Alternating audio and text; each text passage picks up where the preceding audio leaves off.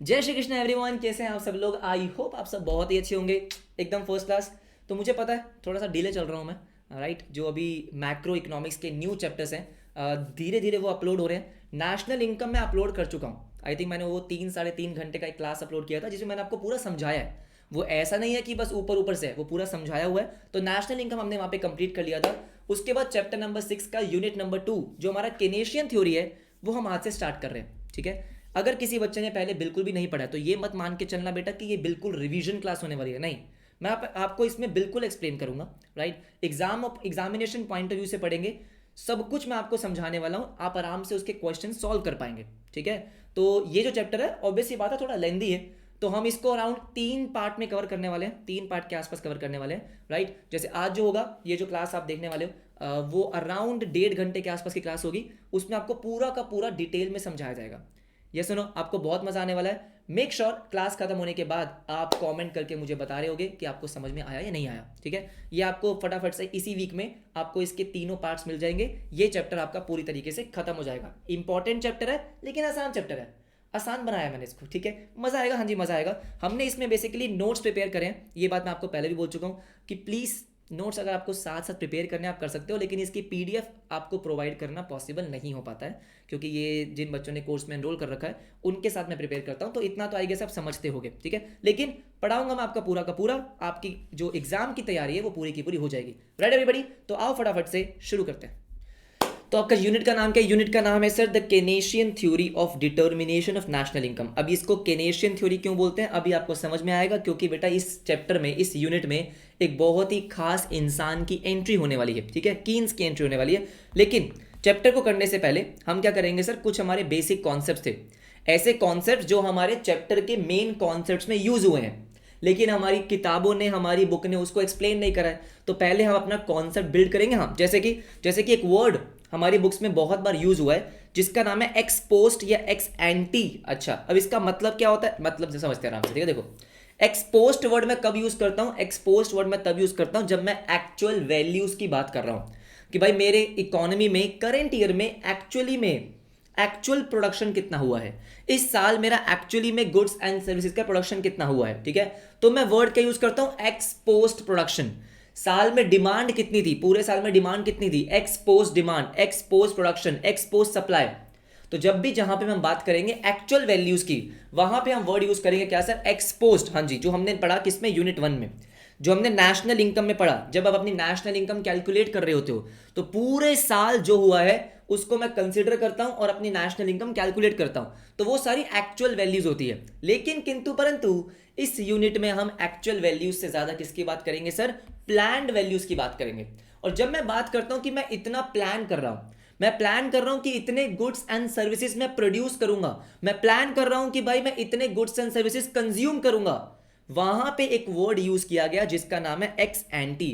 तो जहां पे भी आपकी बुक्स में वर्ड यूज है एक्स एंटी, इसका मतलब प्लान्ड, कि प्रोड्यूसर प्लान कर रहे हैं इतना प्रोडक्शन करने की, कंज्यूमर प्लान कर रहे हैं इतने गुड्स कंज्यूम करने की, वहां पे आपका क्या आएगा? X anti production, x anti demand. हाँ जी बिल्कुल सही बात है। तो बस आपको ये पता होना चाहिए इन दोनों का मतलब क्या है। बहुत बढ़िया बहुत बढ़िया, ठीक है।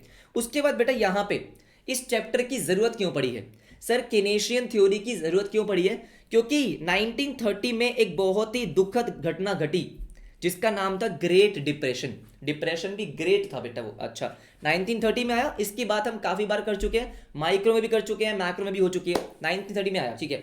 अब उस टाइम पे क्या हुआ था? उस टाइम से पहले की अगर मैं बात करता हूं तो हमारे कुछ क्लासिकल इकोनॉमिस्ट थे, एडम स्मिथ वगैरह और भी बहुत सारे लोग थे, जो ये बिलीफ रखते थे कि भाई मार्केट जो है ना वो सेल्फ एडजस्टिंग होता है, मार्केट अपने आप सब कुछ ठीक कर लेता है, डिमांड सप्लाई अपने आप एडजस्ट हो जाती हैं, इक्विलिब्रियम अपने आप एस्टैब्लिश हो जाता है, सब कुछ फुल एम्प्लॉयमेंट पे काम करता है, सारे रिसोर्सेज फुल्ली एम्प्लॉयड होते हैं, तो गवर्नमेंट को बिल्कुल भी इंटरवीन करने की जरूरत नहीं है।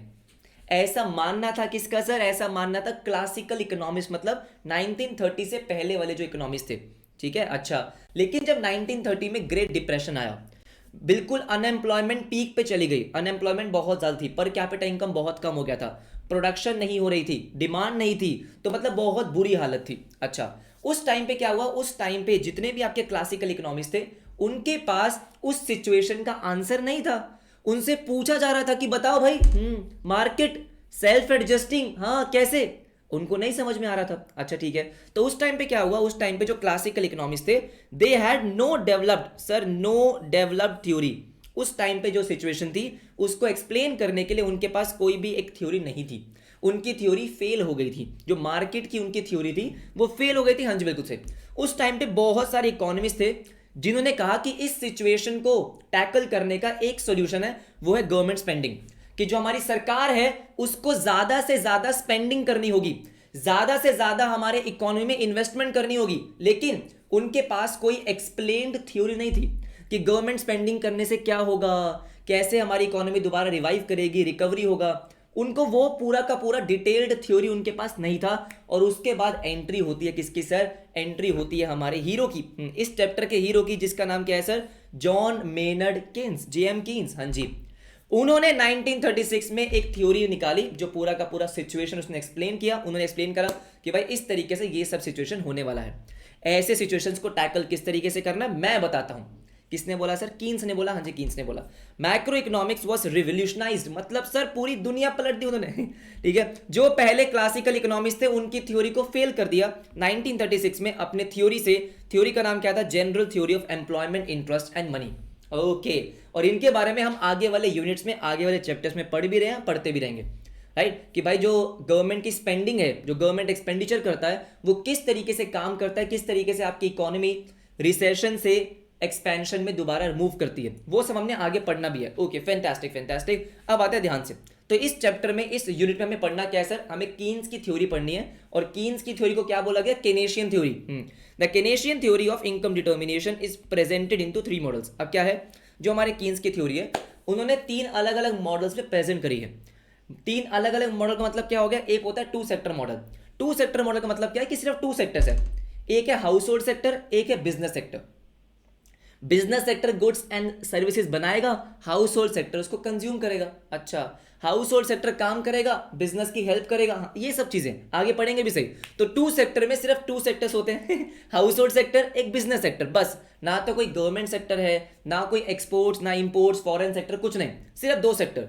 ऐसी इकोनॉमी को हम क्या बोलते हैं सर, क्लोज्ड इकोनॉमी बोलते हैं, कि इकोनॉमी बंद है, बाहर वाला कोई आ नहीं सकता। ठीक है, उसके बाद हम पढ़ने वाले हैं 3 सेक्टर मॉडल के बारे में। 3 सेक्टर मॉडल का मतलब क्या है कि बिजनेस सेक्टर तो है ही, हाउस होल्ड सेक्टर तो है ही, साथ में सर एक गवर्नमेंट सेक्टर भी आ गया, गवर्नमेंट भी अब इन्वॉल्व हो गई है। ये भी बेटा क्या है, ये दोनों भी हमारी क्या है, ये दोनों भी हम यहां पे लिख सकते हैं कि ये दोनों की दोनों हमारी क्लोज्ड इकोनॉमी है। क्लोज्ड इकोनॉमी का मतलब क्या हो गया कि अभी भी बेटा बाहर वाला कुछ भी अलाउड नहीं है, जो इंडिया में हो रहा है वो इंडिया में हो रहा है। हमने फॉरेन सेक्टर को अभी भी अलाउ नहीं करा। लेकिन अगर मैं 4 सेक्टर मॉडल की बात करता हूं, कि जहां पे हमारा बिजनेस सेक्टर है, डोमेस्टिक वाला, हाँ जी, उसके बाद हमारा हाउस होल्ड सेक्टर है और हमारा फॉरेन सेक्टर है, मतलब अब यहां पे एक्सपोर्ट्स और इंपोर्ट्स अलाउड कर दिए गए, इसको बोलते हैं ओपन इकोनॉमी। ओ, आपने अपनी इकोनॉमी को ओपन कर दिया है, कोई भी आ सकता है, कोई जा सकता है, कहीं भी सामान बेचा जा सकता है, खरीदा जा सकता है, वैसा सब कुछ। ठीक है, ओपन इकोनॉमी। आज की क्लास में हम कोशिश करेंगे कि 2 सेक्टर मॉडल पूरी तरीके से समझ लें। एक बार हमको 2 सेक्टर मॉडल समझ में आ गया तो 3 सेक्टर 4 सेक्टर थोड़ा बहुत चेंजेस हैं, ज्यादा नहीं है, तो वो भी हमको कल की क्लास में समझ में आ जाएगा। फैंटास्टिक। ठीक है, तो बात करते हैं सबसे पहले किसकी सर, सर्कुलर फ्लो की, कि 2 सेक्टर मॉडल में चीजें किस तरीके से फ्लो करती है। तो सर्कुलर फ्लो का मतलब सबको पता है, सर्कुलर फ्लो का मतलब होता है सर कि जो आपके इकोनॉमी में पैसा है, गुड्स एंड सर्विसेज है, वो किस तरीके से क्या कर रहे हैं, मूव कर रहे हैं, उसको बोलते हैं सर्कुलर फ्लो। अब यहां पे इस डायग्राम को सारे बच्चे ध्यान से देखेंगे। सर यहां पे 2 सेक्टर्स हैं, एक है हमारा हाउस होल्ड सेक्टर, एक है हमारा business sector. Fantastic.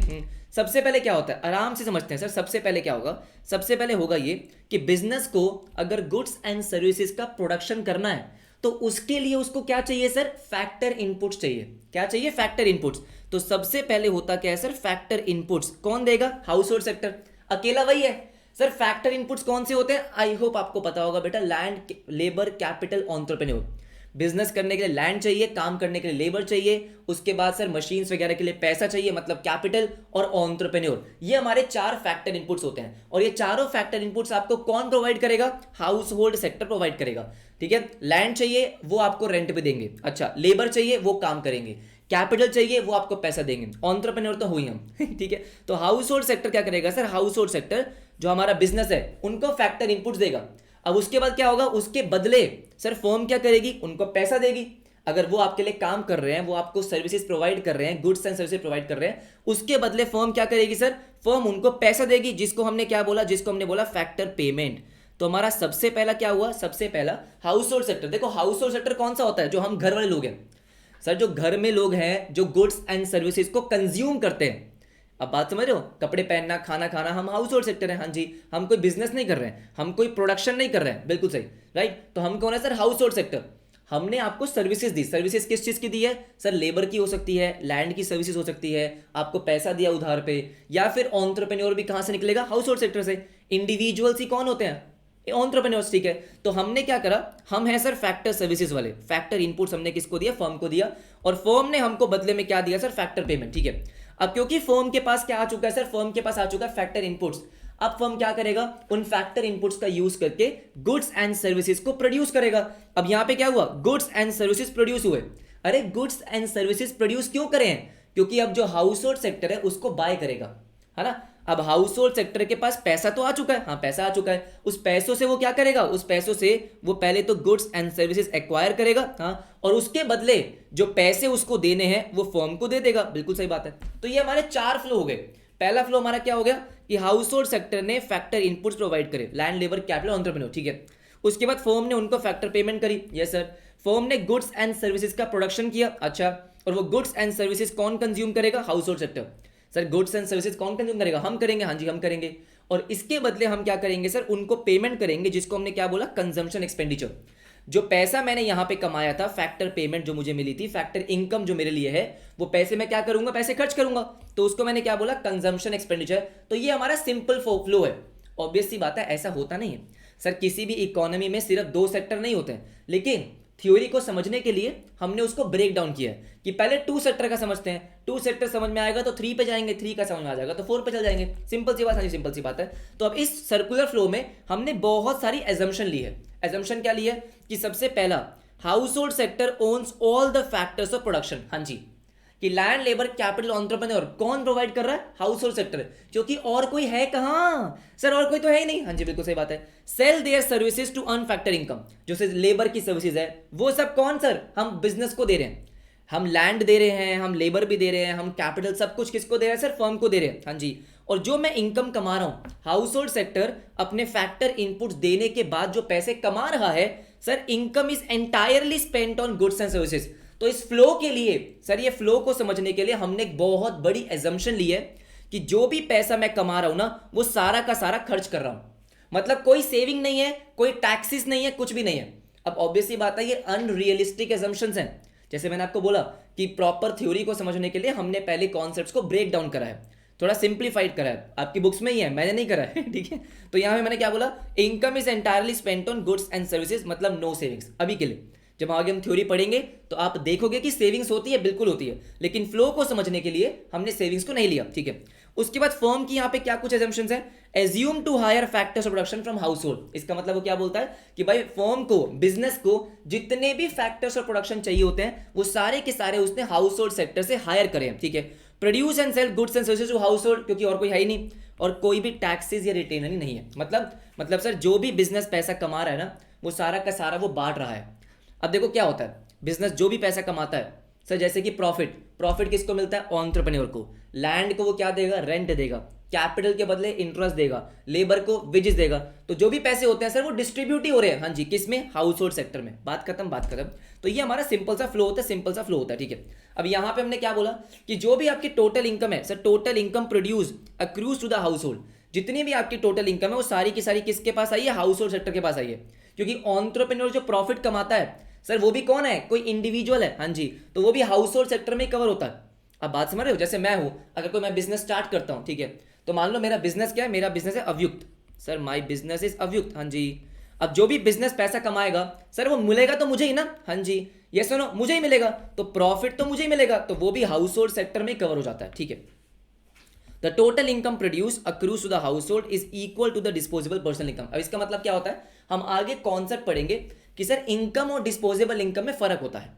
Disposable income का मतलब होता है कि टैक्स वगैरह पे करने के बाद जो मेरे पास पैसा बचा, खर्च करने के लिए, डिस्पोज करने के लिए, उसको मैंने बोला डिस्पोजेबल इनकम। क्योंकि यहां पे कोई टैक्सेस नहीं है, कोई सेविंग नहीं है, कुछ भी नहीं है, तो जितना भी मैंने पैसा कमाया वो सारा का सारा ही डिस्पोजेबल इनकम है। क्योंकि आगे हम देखेंगे जैसे हमारे टैक्सेस होते हैं और भी बहुत चीज़ें होती हैं, तो वो माइनस करने के बाद मेरा डिस्पोजेबल इनकम आता है। लेकिन यहाँ पे जो इनकम मैं अर्न कर रहा हूँ, जो मैंने मान लो अगर मैं लेबर हूँ, तो मुझे क्या मिला, वेजेस। हाँ, तो वेजेस मेरी इनकम है, करेक्ट। और जो भी मेरी इनकम है, वेजेस है, वो पूरा का पूरा डिस्पोजेबल इनकम है।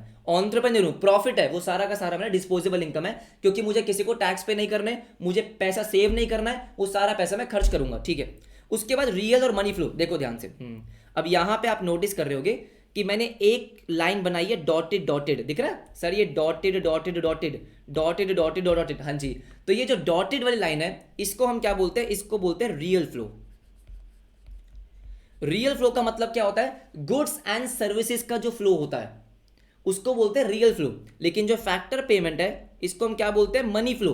जैसे फर्म ने हाउस होल्ड सेक्टर को फैक्टर पेमेंट करी तो पैसे का फ्लो हुआ, हाउस होल्ड सेक्टर ने खर्चा किया गुड्स एंड सर्विसेज की परचेज पे, पैसों का फ्लो हुआ, उसको बोला मनी फ्लो। लेकिन यहां पे हाउस होल्ड सेक्टर ने फैक्टर सर्विसेज दी है ना, लेबर की सर्विसेज, लैंड की सर्विसेज, एंटरप्रेन्योर अपनी सर्विसेज दे रहा है, तो वो सब क्या है सर, आपका गुड्स एंड सर्विस का फ्लो है। तो उसको हमने बोला क्या सर, उसको हमने बोला है रियल फ्लो। आपको बस पता होना चाहिए कि भाई फैक्टर एंड प्रोडक्ट फ्लो जो है उसको हम रियल फ्लो बोलते हैं, और मनी फ्लो कौन सा हो गया, जो हमारा फ्लो हो रहा है फैक्टर पेमेंट वाला और कंजम्पशन एक्सपेंडिचर वाला, ठीक है। उसके बाद एक क्वेश्चन हमने यहां पे लिखी है सर, ये क्वेश्चन क्या है, बहुत सिंपल सी क्वेश्चन है। कहता है since whole of the household income is spent on goods and services produce by the firm. क्योंकि हम यहां पे क्या मान के चल रहे हैं कि भाई देखो, आराम समझो, जो भी हाउस होल्ड सेक्टर ने पैसा कमाया, वो सारा पैसा उसने अगेन खर्च कर दिया किस पे, गुड्स एंड सर्विसेज खरीदने पे। तो इसका मतलब फर्म से जो पैसा फ्लो हुआ था वो पैसा दोबारा फर्म के पास आया, फिर दोबारा फ्लो हो गया, तो यही चलता रहता है। तो जो फैक्टर पेमेंट फर्म ने करी है, फैक्टर की पेमेंट्स करी है किसने, फर्म ने, किसको, हाउस होल्ड को, वो हाउस होल्ड की इनकम है, हाँ जी। और जो भी उसकी इनकम है सर, वो सारा का सारा क्या हो जाएगा, हाउस होल्ड एक्सपेंडिचर, बिल्कुल सही बात है। और उसके बाद सर वो हाउस होल्ड एक्सपेंडिचर हो गया, तो दोबारा से किसके पास पैसा आ गया, टोटल रिसीट ऑफ फर्म्स, हाँ जी। और जब फर्म के पास पैसा आ गया तो उस पैसों का फर्म क्या करेगी, दोबारा से गुड्स एंड सर्विसेज बनाएगी, हाँ जी। तो वैल्यू ऑफ आउटपुट, बात समझ रहे हो। जैसे फॉर एग्जांपल कि सर यहां पे जो फैक्टर पेमेंट हाउस होल्ड को मिली, ये सारा उसने खर्च कर दिया कंजम्पशन एक्सपेंडिचर पे, फर्म के पास पैसा आया, फर्म दोबारा से क्या करेगी sir, goods and services produce करेगी, फैक्टर सर्विसेज का यूज करेगी, फिर पैसे। तो यही सब चलता रहता है। जैसे मैंने आपको बोला कि रियलिस्टिक नहीं है, लेकिन समझने के लिए आपके बुक्स में दे रखा है two sector model. Everybody yes और नो, ऑलराइट। तो अब देखो ध्यान से मेरी बात सुनो, तो ये हमें समझ में आ गया, ये हमें समझ में आ गया। अब इसके बाद समझते हैं सर, अब हमारे मेन कॉन्सेप्ट चालू होने वाले हैं कि हमें यहाँ पे पढ़ना है कि हमारी इकोनॉमी जो है वो इक्विलिब्रियम में कैसे आती है। इक्विलिब्रियम हमने बहुत पढ़ा है सर, माइक्रो इकोनॉमिक्स में भी पढ़ा है, वहां पे हमने पढ़ा था डिमांड सप्लाई, ठीक है। मैक्रो में भी है, लेकिन ये मैक्रो इकोनॉमिक्स है, ठीक है। अब मैक्रो में पूरी एज अ होल इकोनॉमी की अगर मैं बात कर रहा हूं, तो यहां पे इक्विलिब्रियम कैसे आता है। तो पहली बात तो इक्विलिब्रियम का मतलब क्या होता है सर, इक्विलिब्रियम एक ऐसी स्टेट है जहां पे कुछ चेंज करने का मन नहीं है, ठीक है सर। एक ऐसी स्टेट है जिसमें क्या है sir, in which there is no tendency to change position of rest, कि बस यही तो चाहिए था, यही पोजीशन चाहिए थी, अब कुछ भी चेंज नहीं करना, ना तो डिमांड को इंक्रीज करो ना सप्लाई को इंक्रीज करो, हमारी इकोनॉमी बिल्कुल परफेक्ट पोजीशन पे है। और अगर मैं बात करता हूं किसके सर, एग्रीगेट की, मतलब पूरे मैक्रो की, तो हमारी इकोनॉमी इक्विलिब्रियम पे कब आएगी, जब हमारी एग्रीगेट डिमांड, पूरे इकोनॉमी की demand will be equal to aggregate supply. मतलब जो प्रोड्यूसर गुड्स एंड सर्विसेज बनाना चाह रहा है, उतने ही गुड्स एंड सर्विसेज कंज्यूमर खरीदना चाह रहा है। इससे बढ़िया क्या होगा, एज अ प्रोड्यूसर मैं चाहता हूं कि मैं 10 यूनिट्स बनाऊं, कंज्यूमर कह रहा है मैं 10 ही खरीदना चाहता हूं। अच्छा, अरे वाह सर, इकोनॉमी इक्विलिब्रियम पे है, बिल्कुल सही बात है। अब अगर मैंने ज्यादा बना दिए, उसने नहीं खरीदे, तो नहीं होगा, दिक्कत हो जाएगी। अगर मैंने कम बनाए, उसको ज्यादा चाहिए, तो भी दिक्कत हो जाएगी।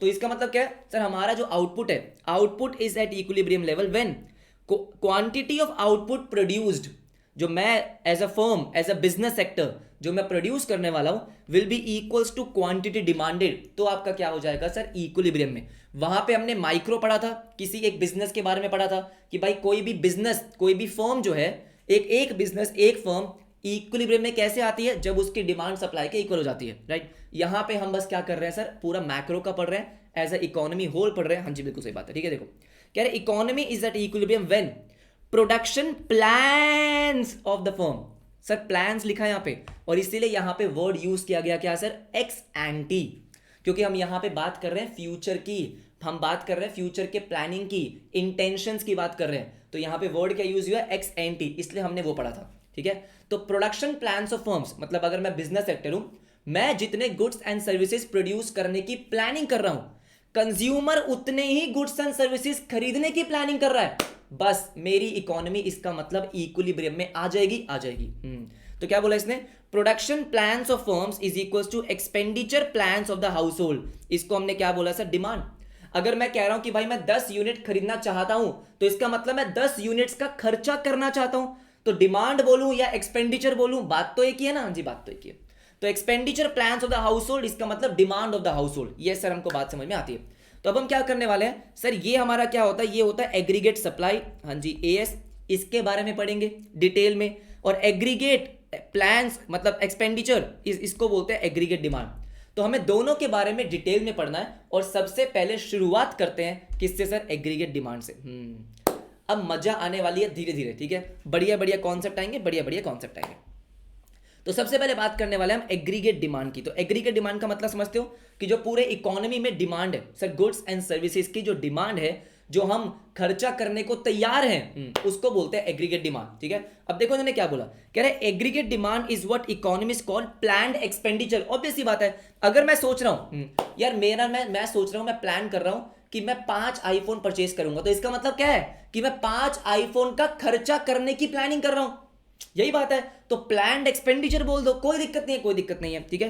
तो ये जो हमारा एग्रीगेट डिमांड है, ये कौन सा है सर, ये एग्रीगेट डिमांड एक्चुअली में एक्स एंटी डिमांड है, क्योंकि यहां पे हम किसकी बात कर रहे हैं सर, हम प्लानिंग की बात कर रहे हैं कि हम इतना गुड्स एंड सर्विसेज कंज्यूम करेंगे, रियल वैल्यू की बात नहीं हो रही अभी सर, वो हमारी किस में, नेशनल इनकम में होके खत्म हो गया, हाँ जी राइट। यहां पे हम किसकी बात कर रहे हैं, मैं यहां पे ये देखना चाहता हूं कि मेरी इकोनॉमी इक्विलिब्रियम पे कब आएगी, मुझे कितने गुड्स एंड सर्विसेज प्रोड्यूस करने चाहिए, कितना आउटपुट मेरे इकोनॉमी में बनना चाहिए जिससे इक्विलिब्रियम आ जाए। तो हम यहां पे किसकी बात कर रहे हैं, एक्स एंटी की बात कर रहे हैं। तो AD is what economist called planned expenditure, yes sir, ex ante AD for final goods और सर्विसेज, या फिर हमने इसको क्या बोला, एग्रीगेट एक्सपेंडिचर। बस आपको इतना पता होना चाहिए कि आपके सामने एक्स एंटी एग्रीगेट डिमांड लिखा हो, आपके सामने प्लान्ड एक्सपेंडिचर लिखा हो, आपके सामने एग्रीगेट एक्सपेंडिचर लिखा हो, हिक्को गल है, एक ही बात है, हाँ जी एक ही बात है, कोई दिक्कत नहीं, कोई दिक्कत नहीं है। अब बात करते हैं सर एग्रीगेट डिमांड में क्या क्या आता है, क्योंकि अभी हमारा 2 सेक्टर चल रहा है, ठीक है, कि अभी हम जो हमारी इकोनॉमी है, इकोनॉमी में हमारे 2 सेक्टर्स है, एक बिजनेस सेक्टर, एक हाउस होल्ड सेक्टर। तो दोनों के दोनों कुछ ना कुछ डिमांड करते हैं, बिल्कुल डिमांड करते हैं। सबसे पहले हम बात करते हैं हाउस होल्ड सेक्टर की। Sir house hold sector normally क्या डिमांड करता है सर, उसको तो कंज्यूमर गुड्स चाहिए, उसको तो खाना पीना, कपड़े, चश्मे, टोपी, यही सब चाहिए, फोन, ये सब, हाँ जी। तो ये सब क्या है सर, इसको बोलते हैं कंजम्पशन एक्सपेंडिचर या फिर कंज्यूमर गुड्स की डिमांड। हाउस होल्ड सेक्टर क्या है, हाउस होल्ड सेक्टर जो डिमांड कर रहा है उसको हमने क्या बोला कि कंज्यूमर गुड्स की डिमांड, हाँ जी, जो कंज्यूमर डिमांड कर रहा है, फाइनली जो बंदा एक्चुअली में उसको कंज्यूम करेगा उसको बोलते हैं कंज्यूमर गुड्स, हाँ जी बिल्कुल सही, ठीक है। तो कंज्यूमर क्या कर रहा है, कंजम्पशन कर रहा है, तो उसको हमने क्या बोल दिया, कंजम्पशन एक्सपेंडिचर, ऑलराइट। लेकिन बिजनेस भी तो डिमांड करता है किस चीज की, इन्वेस्टमेंट गुड्स की।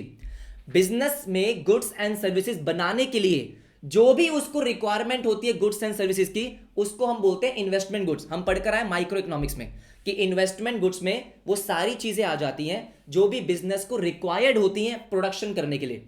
अब बात समझ रहे हो, हाँ जी। तो यहां पे 2 चीज का डिमांड होगा, हाउस होल्ड सेक्टर की डिमांड क्या होगी, कंजम्पशन एक्सपेंडिचर वाली, कंज्यूमर गुड्स वाली। बिजनेस सेक्टर की डिमांड क्या होगी, इन्वेस्टमेंट गुड्स वाली, बिल्कुल सही बात है। तो कह रहे देखो aggregate demand consist of 2 components. पहला क्या है, x anti aggregate demand for consumer goods, और इसको हमने डिनोट किया सी से, ओके। एक्स एंटी, बेटा एक्स एंटी का मतलब समझ गया, बुक में लिखे हुए हैं। एक्स एंटी मतलब सर जब हम प्लानिंग की बात कर रहे हैं, हम फ्यूचर की बात कर रहे हैं। X anti aggregate demand for investment good, जिसको हमने आई बोला। वेरी सिंपल, ठीक है, आ जाओ। अब बात यह, क्या मैं ऐसा लिख सकता हूं कि aggregate demand is equal to C plus है, बिल्कुल सही, कि एग्रीगेट डिमांड में 2 कंपोनेंट है, एक कंज्यूमर गुड्स की डिमांड, एक इन्वेस्टमेंट गुड्स की डिमांड। करेक्ट, ठीक है, राइट। अब यहां पे एक बहुत इंटरेस्टिंग चीज लिखी हुई है, कह रहा है जो हमारा कंज्यूमर गुड्स है, consumer goods accounts for highest proportion of GDP. अब इसका मतलब समझाओ ना सर, सुनो मेरी बात ध्यान से, ठीक है। मान लो मैं बिजनेस हूं, मेरा एक बिजनेस है। अब मैंने बिजनेस में क्या करा सर, बिजनेस में मैंने 100 रुपए की इन्वेस्टमेंट करी। रॉ मटेरियल परचेज करे, जो भी है, जो भी मेरे को रिक्वायरमेंट था वो सब मैंने 100 रुपये की इन्वेस्टमेंट करी है बिजनेस में। अब मुझे एक बात बताओ, मैंने कोई मशीन परचेज करी, जो भी किया, अब अगर मैंने 100 रुपये की मशीन परचेज करी है मान लो, उस मशीन से क्या मैं 100 रुपये की गुड्स बनाऊंगा या 100 रुपये से ज़्यादा के बनाऊंगा? क्या बात कर रहे हो सर? मैं तो ये चाहता हूं कि अगर मैं 100 रुपये की इन्वेस्टमेंट कर रहा हूं तो कम से कम 500-600 रुपये के गुड्स बन जाए, जितने ज़्यादा बन सके उतने ज़्यादा। भाई मैंने इन्वेस्टमेंट करी है पैसा कमाने के लिए, हाँ जी, तो इसका मतलब क्या है, इन्वेस्टमेंट आपकी सिर्फ 100 रुपये की थी, लेकिन जो आपने गुड्स एंड सर्विसेज प्रोड्यूस करे वो हमेशा उससे ज़्यादा के ही होंगे। भाई तभी तो बिजनेस कर रहा हूं मैं कि इन्वेस्टमेंट कम लगे और मेरा जो गुड्स एंड सर्विसेज का प्रोडक्शन है वो ज़्यादा हो, हाँ जी। तो इसलिए क्या बोला गया कि कंज्यूमर गुड्स हमेशा ज़्यादा होते हैं और इन्वेस्टमेंट गुड्स हमेशा कम होते हैं, राइट? बस इसलिए लिखा हुआ है कि जो आपके कंज्यूमर गुड्स की डिमांड होती है वो आपके इकोनॉमी में हमेशा ज्यादा होती है as compare to investment goods, हाँ जी। तो consumer goods accounts for highest proportion of GDP. जो हमारा जीडीपी होता है, हम पढ़कर आए हैं यूनिट 1 में, राइट? जो हमारा जीडीपी है उसमें कंज्यूमर गुड्स का जो कॉन्ट्रीब्यूशन है वो हमेशा ज्यादा होगा और इन्वेस्टमेंट गुड्स का कम होगा। अगर इन्वेस्टमेंट गुड्स का कॉन्ट्रीब्यूशन ज्यादा होता तो बिजनेस प्रॉफिट कैसे कमाता? कि भाई मैंने 1 लाख की इन्वेस्टमेंट कर दी है लेकिन मैंने गुड्स एंड सर्विसेज जो प्रोड्यूस करे हैं वो सिर्फ 50,000 के करे हैं। पागल है क्या तू? ये सुनो, अगर मैं 1 लाख की इन्वेस्टमेंट कर रहा हूं तो मैं तो ये बोलूंगा 10-20 लाख के गुड्स बने। ये सुनो, बात समझ में आती है? ठीक है, ऑलराइट चलो। तो बस ये जो है आपका एमसीक्यू बन सकता है कि भाई which goods accounts for highest proportion of GDP, that is consumer goods and consumer goods. अब बात करते हैं एक बार इन्वेस्टमेंट की। अब देखो क्या होता है, जैसे मैंने आपको बोला कि किसी भी थ्योरी को पढ़ने के लिए, जैसे आपने माइक्रो में बहुत सारी थ्योरीज पढ़ी है, थ्योरी ऑफ कंज्यूमर बिहेवियर है, तो उसमें बहुत सारी एजम्पशंस है ना? वहां पे हमारे एल्फ्रेड मार्शल जी ने तो बहुत एजम्पशन लिए, यहाँ पे भी कुछ कुछ एजम्पशन आपको लेनी पड़ती है, ठीक है? जैसे हम इन्वेस्टमेंट की बात करते हैं तो जो हमारा इन्वेस्टमेंट है उसको हमने कांस्टेंट माना है। कांस्टेंट का मतलब क्या है? देखो यहाँ पे जो हम रिलेशंस पढ़ने वाले हैं वो रिलेशन पढ़ने वाले इनकम के साथ में, कि भाई अगर मान लो किसी भी कंज्यूमर की इनकम बढ़ती है, आपके एग्रीगेट इनकम बढ़ती है, नेशनल इनकम बढ़ती है, तो नेशनल इनकम बढ़ने से कंज्यूमर गुड्स बढ़ेंगे डिक्रीज होंगे, इन्वेस्टमेंट गुड्स बढ़ेंगे डिक्रीज होंगे, वो हम आगे पढ़ेंगे। हमने यहां पे क्या माना कि भाई जो इन्वेस्टमेंट है ना वो इनकम पे डिपेंडेंट नहीं है, मतलब उसका इनकम के साथ कोई डायरेक्ट रिश्ता नहीं है। अगेन थोड़ी सी अनरियलिस्टिक एजम्पशन है, लेकिन समझते हैं कि ऐसा क्यों बोला गया, ठीक है? इन्वेस्टमेंट, अब मुझे बताओ बेटा, एज अ बिजनेस अगर मुझे कहीं पे इन्वेस्टमेंट करनी है तो क्या मैं सिर्फ इसलिए इन्वेस्टमेंट कर रहा हूं क्योंकि मैं पैसे ज्यादा कमा रहा हूं, कि भाई मेरी इनकम बढ़ गई है तो फटाफट से इन्वेस्टमेंट करो? नहीं ना, इन्वेस्टमेंट मैं तब करूंगा जब मेरे को कोई अच्छी अपॉर्चुनिटी दिखेगी कि हाँ यहां पे इन्वेस्टमेंट कर सकते हैं, यहां पे रिटर्न अच्छा मिलेगा, इकोनॉमी बूम कर रही है, ये सुनो मैं यहां से प्रॉफिट कमा सकता हूं, तो बहुत सारी और चीजें होती हैं। लेकिन अगर मैं कंज्यूमर गुड्स की बात करता हूं तो क्या होता है सर, आपकी इनकम बढ़ती है, आप आईफोन ले लोगे, अब बात समझो, इनकम बढ़ती है बढ़िया कपड़े ले लोगे, इनकम बढ़ती है बढ़िया चश्मा ले लिया, इनकम बढ़ रही है घड़ी ले ली, तो आप क्या करते हो, आप ये नहीं उसमें तो डायरेक्ट रिलेशन है कि इनकम बढ़ा कंज्यूमर गुड्स की डिमांड बढ़ गई, राइट? लेकिन इन्वेस्टमेंट में ऐसा नहीं होता है डायरेक्टली, ठीक है? ऑब्वियस सी बात है, आप आर्ग्यू करोगे कि सर इनकम बढ़ती है तो इन्वेस्टमेंट बढ़ती है, बिल्कुल बढ़ती है, लेकिन जैसे मैंने आपको बोला कि यहां पे एजम्पशन ली गई है कि भाई उतना डायरेक्ट रिश्ता नहीं है, सिर्फ इनकम बढ़ने से हम इन्वेस्टमेंट नहीं बढ़ा देते हैं, हमें और भी बहुत चीजें देखनी होती है। तो इन्वेस्टमेंट जो मेनली है ना वो एक्सटर्नल फैक्टर्स पे डिपेंड करती है। तो यहां पे क्या लिखा गया है कि investment is assumed to be determined exogenously. Very important MCQ के लिए सर, एक्सोजीनियस के मतलब क्या होता है कि एक्सटर्नल फैक्टर्स पे डिपेंड करती है, कि आपकी इकोनॉमी का एनवायरमेंट क्या है, यस और नो, एक्सपेंशन चल रहा है, बिजनेस साइकिल क्या चल रही है, आपको उस पर रिटर्न कितना मिलने वाला है, क्या अच्छी अपॉर्चुनिटी अभी है या वेट करूं, है ना? अंधाधुन इन्वेस्टमेंट थोड़ी कर दूंगा मैं, बात समझ रहे हो? तो कह रहा है एक्सोजीनियस का मतलब क्या होता है कि इन्वेस्टमेंट जो है सर ये एक्सटर्नल फैक्टर्स पे डिपेंड करता है, सीधा और सीधा इनकम पे डिपेंड नहीं करता, not influenced by income. I hope आपको समझ में आया होगा। एंड कांस्टेंट है, ये सर कांस्टेंट है शॉर्ट रन में। हम यहाँ पे जो थ्योरी पढ़ रहे हैं वो शॉर्ट रन की बात कर रहे हैं, ठीक है? तो हमने क्या बोला कि हम यहाँ पे इन्वेस्टमेंट क्यों क्या मान के चल रहे हैं सर, आपको एजम्पशन मान के चल रही है कि इन्वेस्टमेंट हमारा कांस्टेंट है, तो इररिस्पेक्टिव ऑफ कि हमारी नेशनल इनकम इंक्रीज हो रही है नहीं हो रही है, हम उसको क्या मानेंगे सर, कांस्टेंट मानेंगे, हाँ जी कांस्टेंट मानेंगे, इतनी आपको एजम्पशन समझ में आनी चाहिए, ठीक है? ऑलराइट। तो यहाँ पे सर शॉर्ट रन का मतलब क्या होता है, हम माइक्रो में पढ़कर आए, शॉर्ट रन का मतलब आप यही मान के चलो कि जहां पे आपकी इन्वेस्टमेंट कांस्टेंट है, आप अपनी इन्वेस्टमेंट्स को चेंज नहीं कर रहे हो, ठीक है? तो short run aggregate demand function is equal to C plus I. I के ऊपर हमने क्या बना दी, छत सर आई के ऊपर हमने एक छत डाल दी है कि भाई ये तो बिल्कुल कांस्टेंट रहेगा, इस पे बेशक इनकम की बारिश कर दो, ये नहीं बदलने वाला ठीक है, इस तरीके से याद रखना। तो सी प्लस आई, हाँ जी सी प्लस आई, और आई यहाँ पे क्या है सर, कांस्टेंट इन्वेस्टमेंट है। बात समझ आती है? हाँ, तो यहाँ पे हमने कंक्लूड करा, क्या कंक्लूड करा कि aggregate demand depends largely on the aggregate consumption. अब मुझे एक बात बताओ, अगर मैं ये फंक्शन लिख रहा हूँ कि aggregate demand is equal to C plus I, और मैं ये मान के चल रहा हूँ कि भाई मेरे इन्वेस्टमेंट जो है ना ये तो कांस्टेंट रहेगा, तो ऑब्वियस सी बात है कि जो रिश्ता बनेगा वो एग्रीगेट डिमांड और कंजम्पशन में ज़्यादा बनेगा। एग्रीगेट डिमांड तभी ज़्यादा इंक्रीज होगी जब हमारा कंज्यूमर गुड्स की जो डिमांड है, जो हमारा कंजम्पशन एक्सपेंडिचर होगा वो इंक्रीज होगा, राइट। इसलिए यहाँ पे क्या लिखा है, इसलिए यहाँ पे लिखा है कि aggregate demand depends largely on the aggregate consumption expenditure. Sir largely बोला है, एंटायरली नहीं बोला है, क्योंकि आपका इन्वेस्टमेंट तो है ही, ऐसा नहीं है कि ना जीरो है ये। सर एग्रीगेट डिमांड में इन्वेस्टमेंट का कॉम्पोनेंट होगा, इसलिए यहां पे ये नहीं बोला कि एडी डिपेंड्स एंटायरली, नहीं, आई का कंपोनेंट है लेकिन कांस्टेंट है, चेंज नहीं होगा। जो हमको दे रखा होगा इनिशियल वही हमारा एडी में आ रहा होगा, तो इसका मतलब कंजम्पशन चेंज होगा तो हमारा एडी चेंज होगा लार्जली।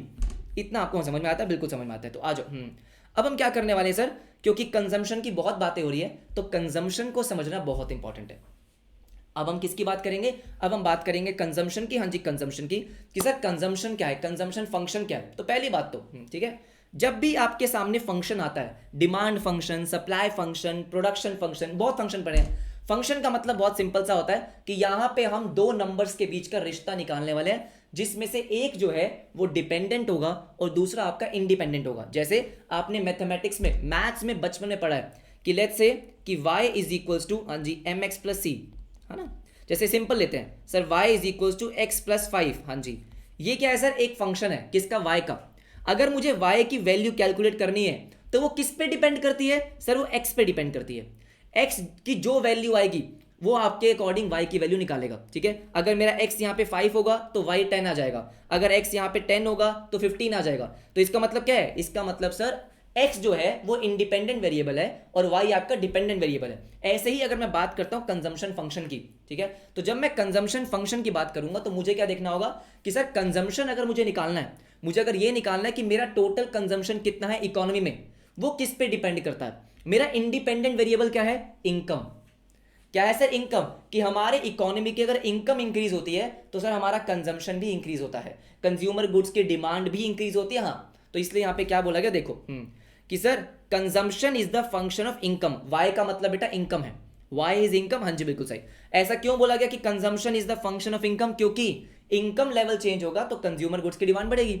आप अपने आप से पूछो कि जब आप ज्यादा पैसे कमाओगे तो क्या ज्यादा गुड्स एंड सर्विसेज कंज्यूम नहीं करोगे, ज्यादा मूवी देखने नहीं जाओगे, स्नीकर्स नहीं परचेज करोगे, कपड़े नहीं खरीदोगे, मोबाइल बढ़िया नहीं लोगे, लैपटॉप बढ़िया नहीं लोगे लोगे ना, हाँ जी बिल्कुल लेंगे। तो इसका मतलब इनकम लेवल आपका बढ़ता है तो कंज्यूमर गुड्स की डिमांड बढ़ती है, इनकम लेवल कम हो जाता है तो कंज्यूमर गुड्स की डिमांड कम हो जाती है, ठीक है। तो क्या बोला गया कि functional relationship between aggregate consumption expenditure. Sir aggregate consumption expenditure का मतलब क्या हो गया, कंज्यूमर गुड्स की डिमांड। अभी हम पढ़कर आए कि वहां पे आप डिमांड बोलो या एक्सपेंडिचर बोलो एक ही बात है, क्योंकि अगर मैं बोल रहा हूं कि भाई मैं फ्यूचर में let's say 5 T shirts purchase करने की सोच रहा हूं, तो मेरी डिमांड कितनी है, 5 टी शर्ट्स की, बिल्कुल सही बात है, 5 टी शर्ट परचेज करना चाहता हूं, तो इसका मतलब है 5 टी शर्ट्स का एक्सपेंडिचर करना चाहता हूं। और क्योंकि सारी एक्स एंटी वैल्यू है, प्लान्ड वैल्यू है, तो क्या बोला, aggregate consumption expenditure and aggregate disposal income.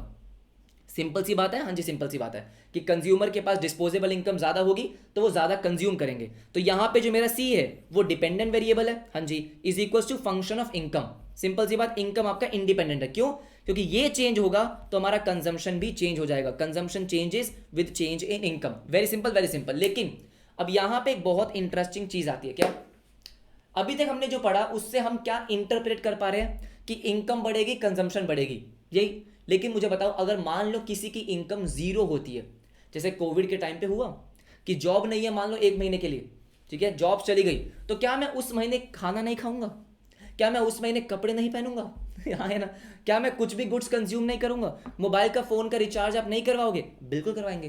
तो लेकिन इनकम तो नहीं है आपकी, सर सैलरी तो नहीं आ रही, हाँ, तो जो भी आप ये वहां पे कंजम्पशन कर रहे हो वो उसका खर्चा कहां से निकाल रहे हो, अपनी सेविंग से निकाल रहे हो।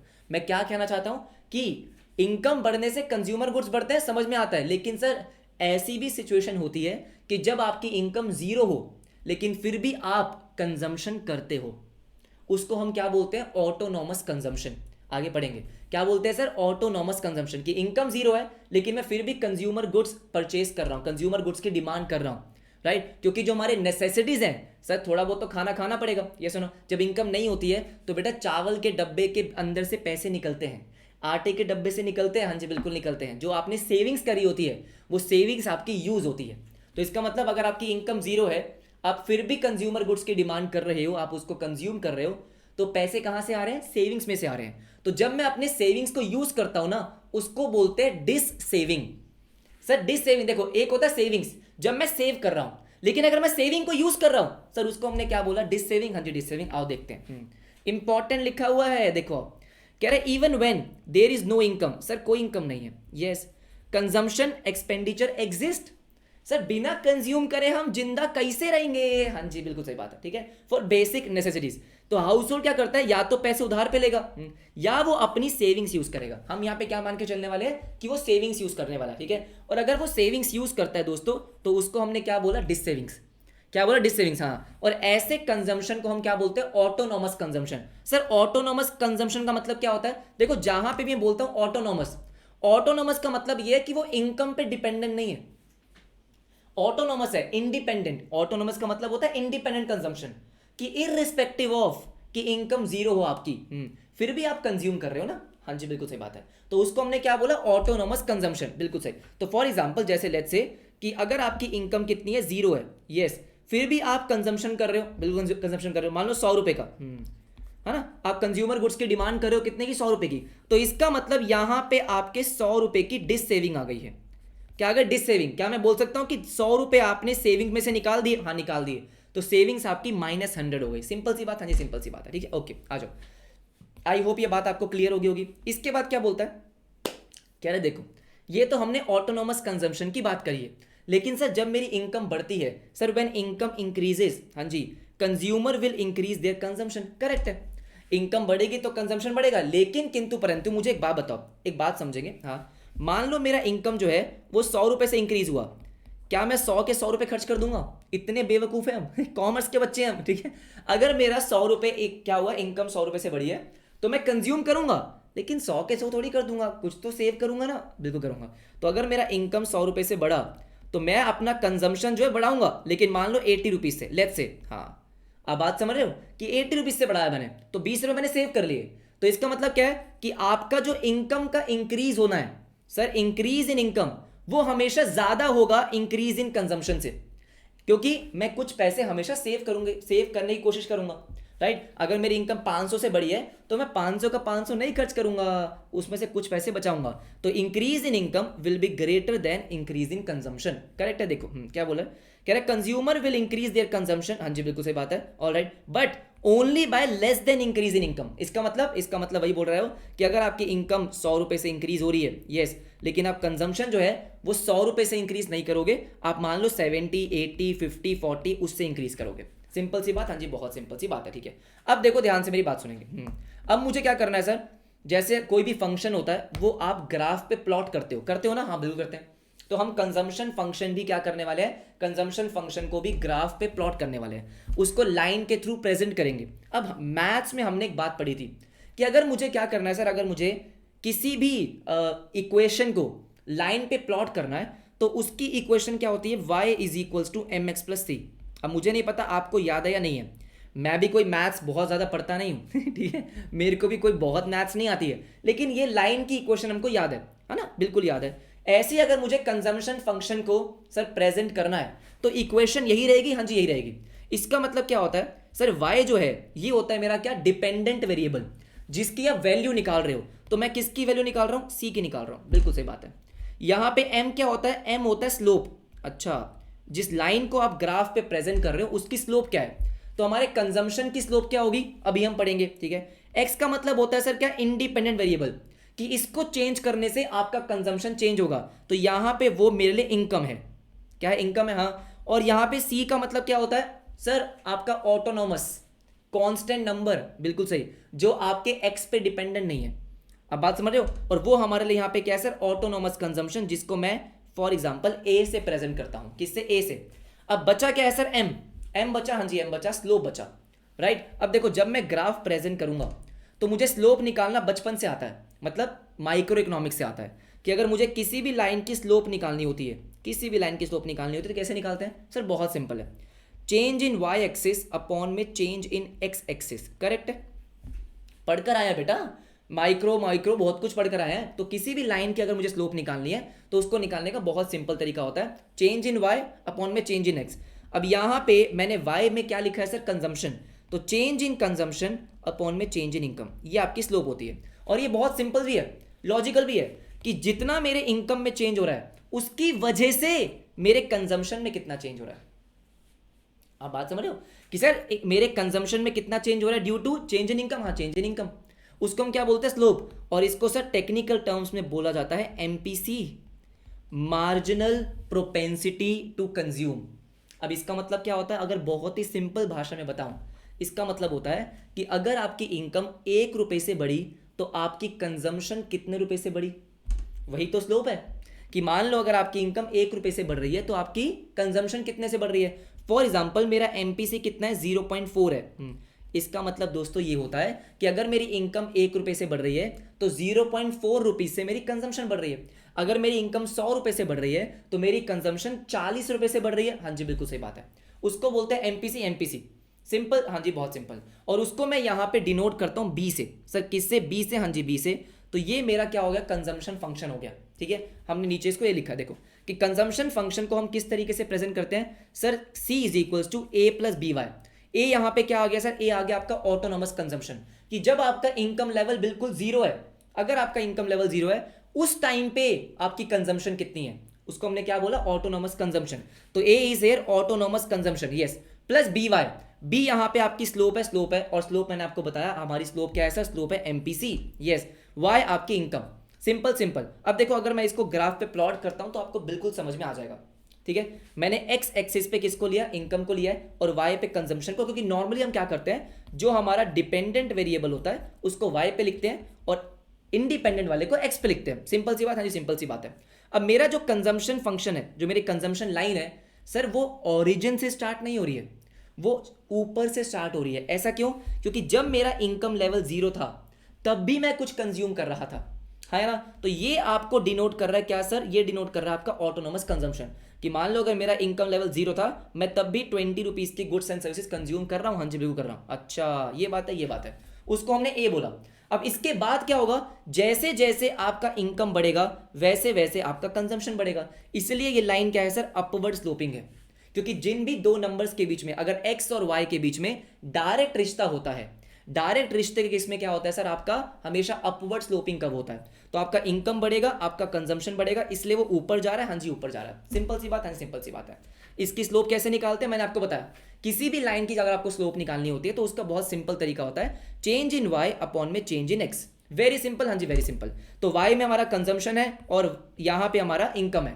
इनकम को हम वाई से डिनोट करते हैं, कंफ्यूज मत हो जाना सर हमने वाई को एक्स पे डिनोट करा है देखो यहाँ पे इनकम है, इनकम को डिनोट वाई से करते हैं, इसलिए यहाँ पे क्या लिखा? चेंज इन कंजम्पशन अपॉन में चेंज इन इनकम, और इसको बोला क्या सर? एमपीसी। तो वेरी सिंपल, ये हमारी कंजम्पशन फंक्शन आ गई। पूरा लॉजिक मैंने आपको एक्सप्लेन करा, राइट? ठीक है, अब देखो ध्यान से मेरी बात सुनो, थोड़ी बात करते हैं किसकी? एमपीसी की, राइट? एग्जाम्पल लेते हैं कि जब आपकी इनकम लेवल 500 रुपये है, ओके, आपका कंजम्पशन 200 रुपये है, उस टाइम पे एमपीसी तो निकाल नहीं सकते, क्योंकि एमपीसी तो बेटा चेंज निकालता है कि अगर आपकी इनकम में चेंज हुआ तो आपके कंजम्पशन में कितना चेंज होगा। तो ये तो अभी इनिशियल लेवल है, ठीक है। अब मान लो आपकी इनकम चेंज हो गई 500 रुपये से 1500 रुपये हो गई, तो यहाँ पे आपकी इनकम चेंज कितने से हो गई सर? 1000 रुपये से। बिल्कुल सही बात है। तो 1000 रुपये की इनकम चेंज होने से आपके कंजम्पशन में कितना चेंज आया? आपको बता रखा है कितना? 300 रुपये। सर पहले 200 था, हाँ, फिर 500 हो गया तो 300 चेंज हो गया, 300 रुपये चेंज हुआ, तो इसका मतलब आपकी एमपीसी कितनी आ जाएगी? 300 अपॉन में 1000, 0.3। सॉरी, इसका मतलब बहुत सिंपल है कि अगर 1 रुपये से इनकम बढ़ रही है तो आपकी कंजम्पशन 0.3 रुपीज से बढ़ रही है। मैंने नीचे लिखा हुआ है कि भाई इसका मतलब है increase in consumption per unit increase in income. Sir per unit increase का मतलब 1 रुपये इंक्रीज, इनकम में 1 रुपये इंक्रीज होने से आपका सर कंजम्पशन कितना इंक्रीज होता है, वो आपका एमपीसी है, वो आपका एमपीसी है। बड़ा सिंपल, बड़ा simple, very simple, very simple. अच्छा ठीक है, अगर मैं इसको एक और तरीके से आपको समझाऊं, अब समझो ध्यान से, ध्यान से मेरी बात समझो। आपकी इनकम कितनी है सर? 1500 रुपये, इनकम कितनी है 1500। हाँ बेटा, एमपीसी का मतलब क्या हो गया? एमपीसी का मतलब हो गया कि भाई आप अपने इनकम का एक तरीके से 30% जो है वो क्या कर रहे हो, 30% स्पेंड कर रहे हो। हाँ बात तो सही है, क्या कर रहे हैं? 30% स्पेंड कर रहे हैं। तो मुझे बताओ आप, इसका मतलब जब आपकी इनकम 1500 रुपये हो गई, आपका एमपीसी 0.3 है। कितना है सर? 0.3। क्या मैं ऐसा बोल सकता हूं कि इसका मतलब आपका जो कंजम्पशन हो गया वो 450 हो गया? हाँ, क्योंकि बहुत सारे बच्चों के दिमाग में डाउट आ रहा होगा, इसलिए मैं बता रहा हूँ। सर अगर हम यहाँ पे एमपीसी को अप्लाई करें कि अगर मेरा इनकम कितना है 1500, यस सर, और मेरा एमपीसी 0.3 है, तो इसका मतलब सर मेरा कंजम्पशन 450 हो गया। बेटा ऐसे नहीं सोचना है। क्यों? क्योंकि जब मैं टोटल कंजम्पशन की बात करता हूं तो टोटल कंजम्पशन में आपका ऑटोनोमस कंजम्पशन भी आता है, राइट? ये ऐसे नहीं सोचना कि भाई देखो इनकम 1500 है तो मैं उसका 30% कंज्यूम कर रहा हूं। नहीं, इसका मतलब ये नहीं है। इसका मतलब ये है कि अगर आपकी इनकम लेवल 1 रुपए से बड़ी, 1 रुपए से बड़ी है, तो आपने कंजम्पशन कितने से बढ़ाई है। मैं यहां पे टोटल कंजम्पशन नहीं निकाल रहा हूं।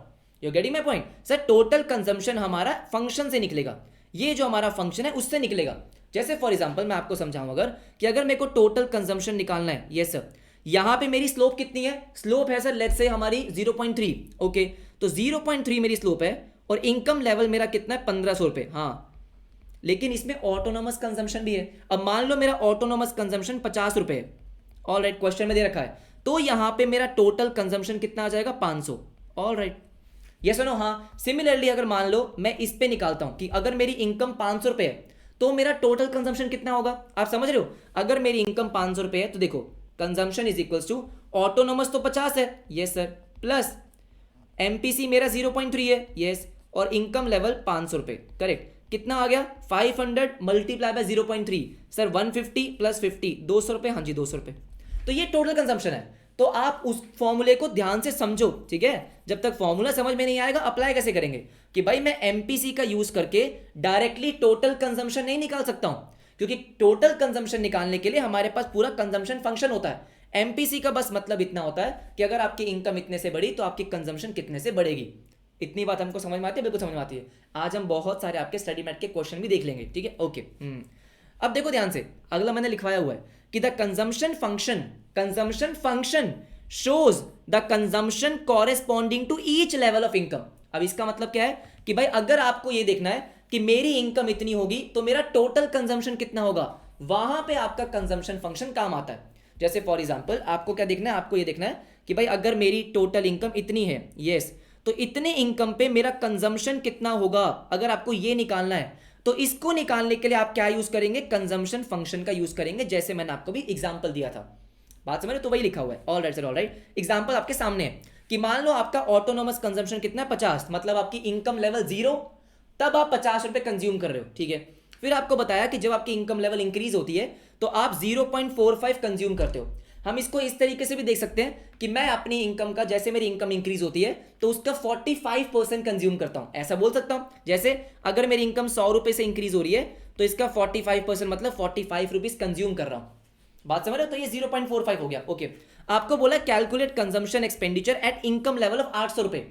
सर 800 रुपए की इनकम लेवल पे आपका टोटल कंजम्पशन कितना आएगा? तो बहुत सिंपल सी बात है, देखो सर हमारा कंजम्पशन फंक्शन क्या है कि जब आप आंसर को मत देखो, आंसर गया तेल लेने, ठीक है? ये लो तेल लेने गया ये, ओके सर, ओके। अब इधर देखो ध्यान से, अगर मैं इसको देखता हूं सर, सिंपल सी बात है, बहुत सिंपल सी बात है कि जब आपका इनकम लेवल 0 था तो मैं कितना कंज्यूम कर रहा हूं? 50, करेक्ट, प्लस यस। अब जब आपका इनकम लेवल 0 से 800 चला गया, सर कितना चला गया? 800, ठीक है? तो 800 का मैं कितना कंज्यूम करने वाला हूं सर? 0.45। ओ सिंपल फॉर्मूला गया, रटना वटना नहीं है फॉर्मूला, बात समझ रहे हो आप? ठीक है, तो 800 मल्टीप्लाई बाय 4, ये आपका कितना आ गया सर? ये आ गया हमारा 410। आई होप हमारा पहले भी आंसर 410 ही आ रहा था ठीक है? कितना आ गया? 410। हाँ, बड़ी सिंपल सी बात है। अब बात समझ गए? हाँ जी बात समझ गए, ठीक है। उसके बाद एक और एग्जांपल लेते हैं, देखो मान लो आपका इनकम लेवल 0 है, यस, और आपका कंजम्पशन 200 रुपए है, तो इस कंजम्पशन का मतलब क्या है? Autonomous consumption.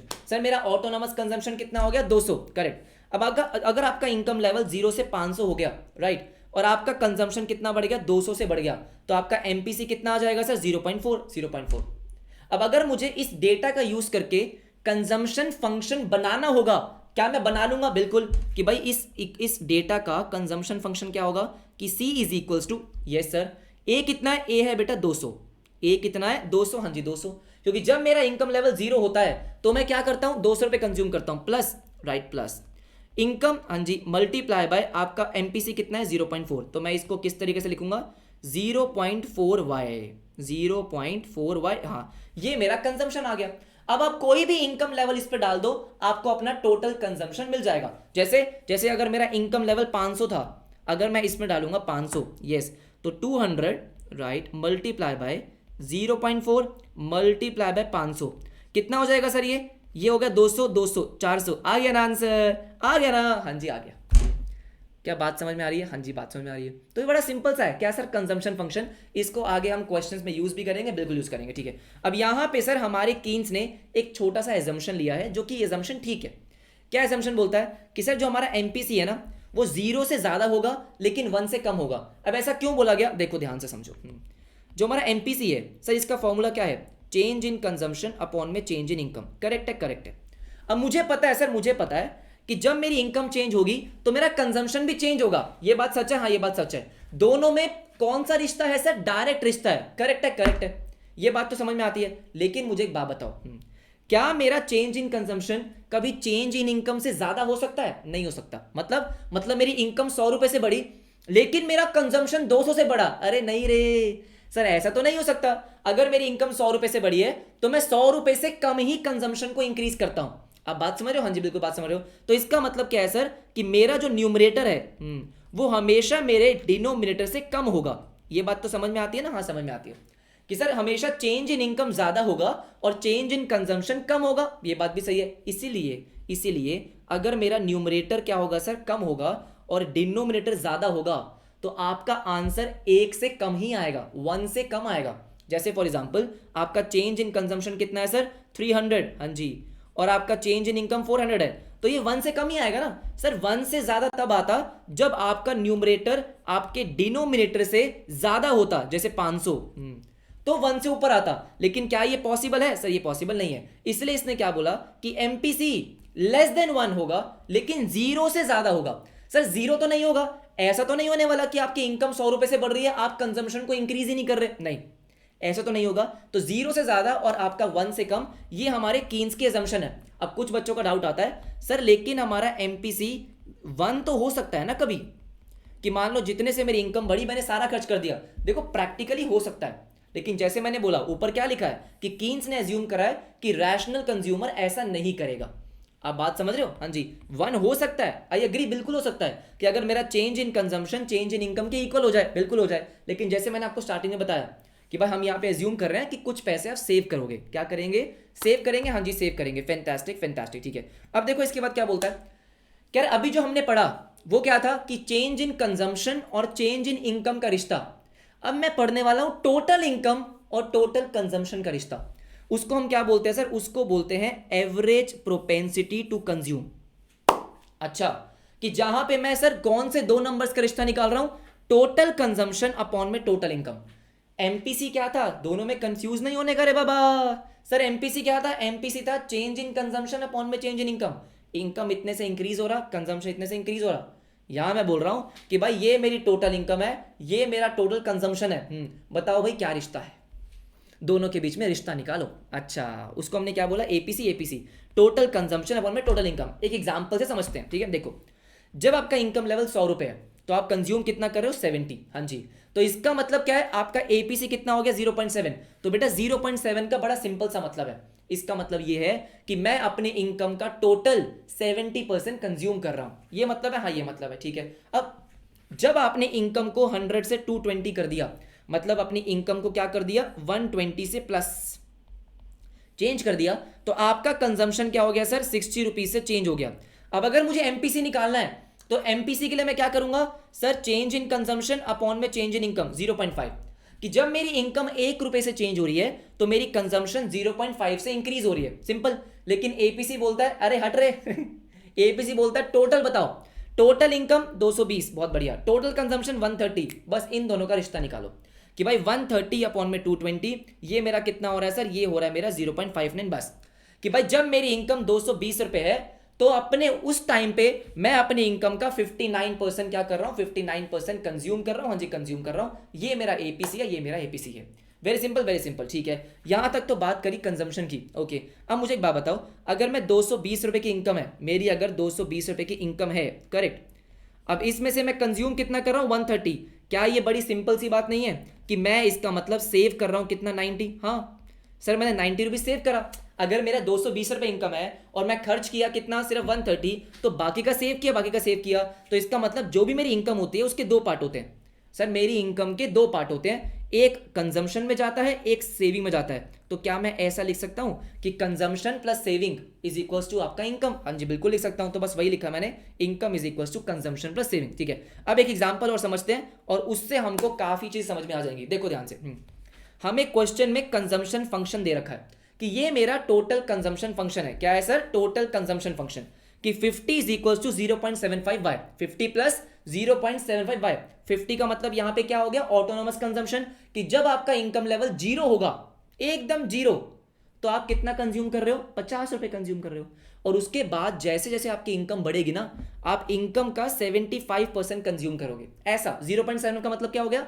1 रुपए से इनकम बढ़ेगा, मेरा कंजम्पशन 0.75 से बढ़ेगा। सिंपल है। हाँ अब यहां पे हमने एक डेटा प्रेजेंट किया कि जब आपका इनकम जीरो है तो कंजम्पशन कितना होगा सर? कंजम्पशन होगा 50। बिल्कुल सही बात है। 50 इसका मतलब क्या है? Dissaving. तो मैंने सेविंग को दिखाया माइनस में। सर डिस सेविंग का मतलब सेविंग को कम कर दिया ना आपने? हाँ जी बिल्कुल सही। तो -50 हो गया, सही बात है। अब अगर आपकी इनकम 100 रुपए से बढ़ गई तो मेरा कंजम्पशन कितना आएगा? अब आराम से देखेंगे। तो मैं इस कंजम्पशन फंक्शन को यूज करूंगा। हाँ अगर मेरी इनकम 100 रुपए से बढ़ी है, करेक्ट, तो 100 मल्टीप्लाई बाय 0.75। अगर मुझे ये निकालना है कि मेरा कंजम्पशन फंक्शन कितना आएगा, तो कैसे निकालेंगे sir? 50, correct, plus 0.75 multiply by 100, क्योंकि मेरी इनकम कितनी हो गई? 100 हो गई। हाँ जी 100 हो गई, ठीक है। तो ये कितना आ गया सर? 125। करेक्ट है। तो अगर मेरी इनकम 100 रुपए है तब भी मैं 125 कंज्यूम कर रहा हूं। सर कैसे कंज्यूम कर रहे हो? बेटा अभी भी मैं अपनी क्या कर रहा हूं? 25 रुपए की सेविंग्स यूज कर रहा हूं। इसका मतलब जब किसी की इनकम, जब मेरा इनकम लेवल 100 रुपए का हो गया, 100 रुपए के इनकम लेवल पे मैं क्या कर रहा हूं? 125 रुपए कंज्यूम कर रहा हूं। और इनकम 100 रुपए, 25 की सेविंग्स, बस। क्या बात समझ रहे हो? अच्छा ठीक है। लेकिन जब मेरा इनकम लेवल कितना हो गया सर? 200 हो गया।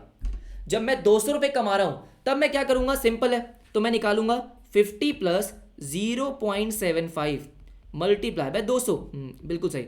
तो मेरा मतलब सर क्या हो गया? इसका मतलब हो गया 200 रुपए, करेक्ट। तो जब मेरा इनकम लेवल 200 रुपए होगा ना, तो मैं 200 कंज्यूम करूंगा। उस टाइम पे मेरी सेविंग्स क्या है? जीरो। हाँ क्योंकि अगर मान लो 200 रुपए का इनकम है और 200 कंज्यूम कर रहा हूं, तो मैं कुछ भी सेव नहीं कर रहा हूं, यहां मैं सेविंग्स को यूज कर रहा था, इसलिए नेगेटिव। यहां मैं कुछ सेव कर ही नहीं रहा, ना तो मैं सेविंग्स को यूज कर रहा हूं और ना ही मैं सेव कर रहा हूं। बिल्कुल सही। तो जीरो। तो जितना मेरा इनकम उतना मेरा कंजम्पशन।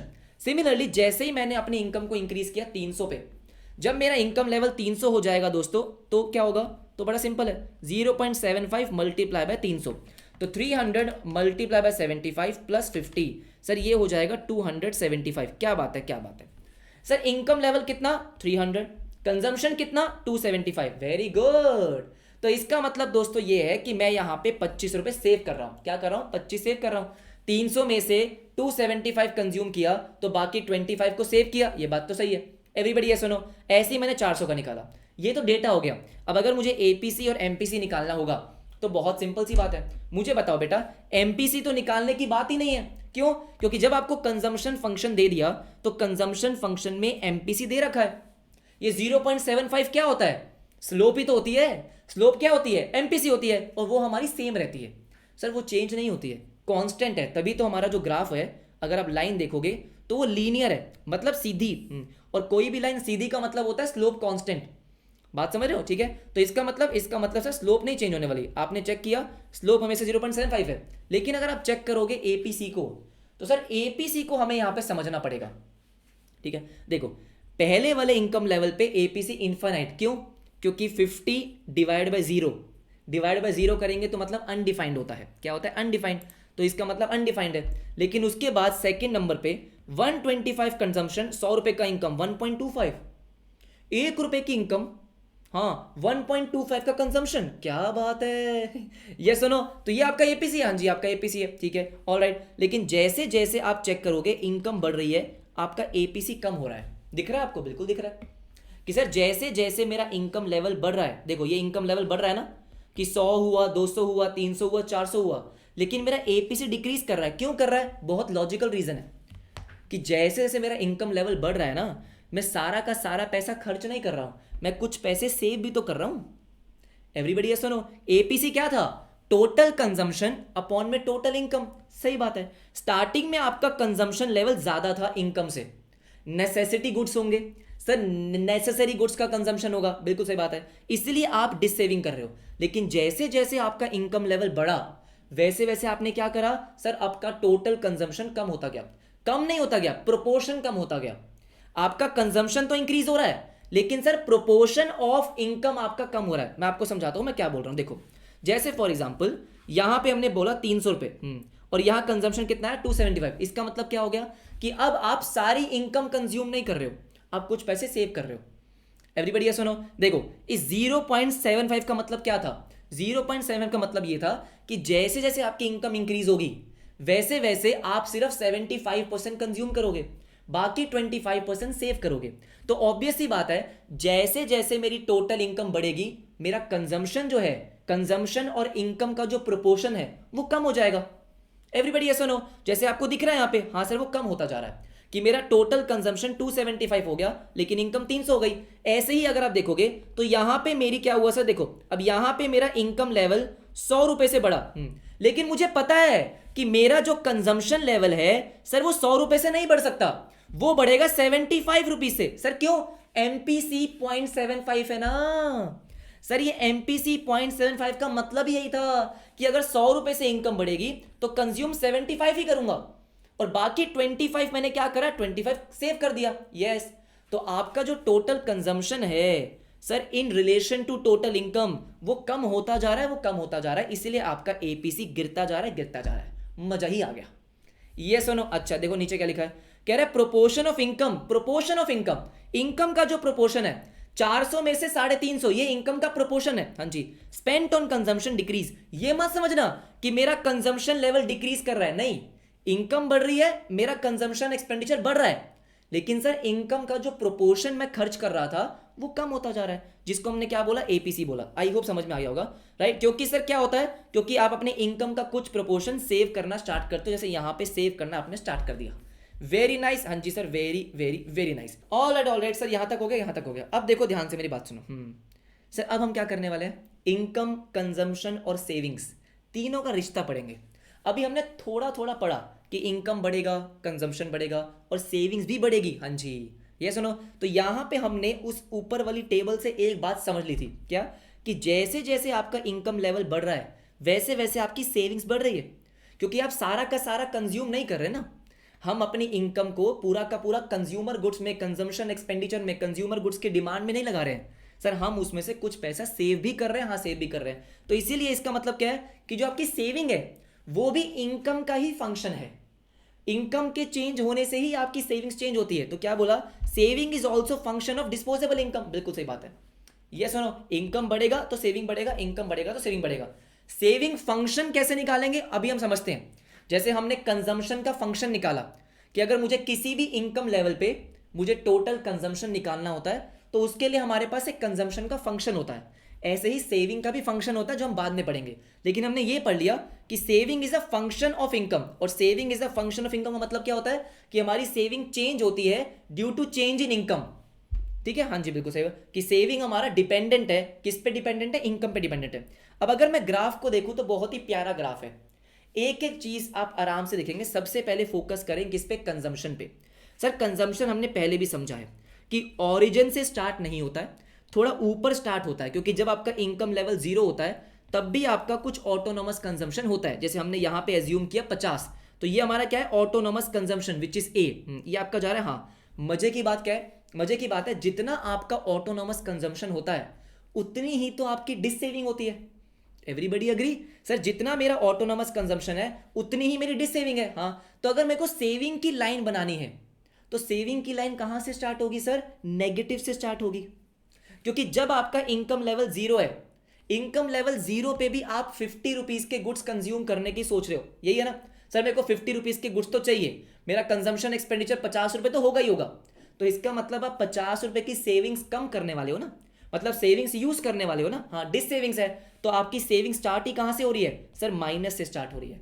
तो कंजम्पशन का जो आपका लाइन है, जितना ऊपर से स्टार्ट होगा, सेविंग का लाइन उतना ही नीचे से स्टार्ट होगा, क्योंकि ये दोनों वैल्यू सेम होने वाली है।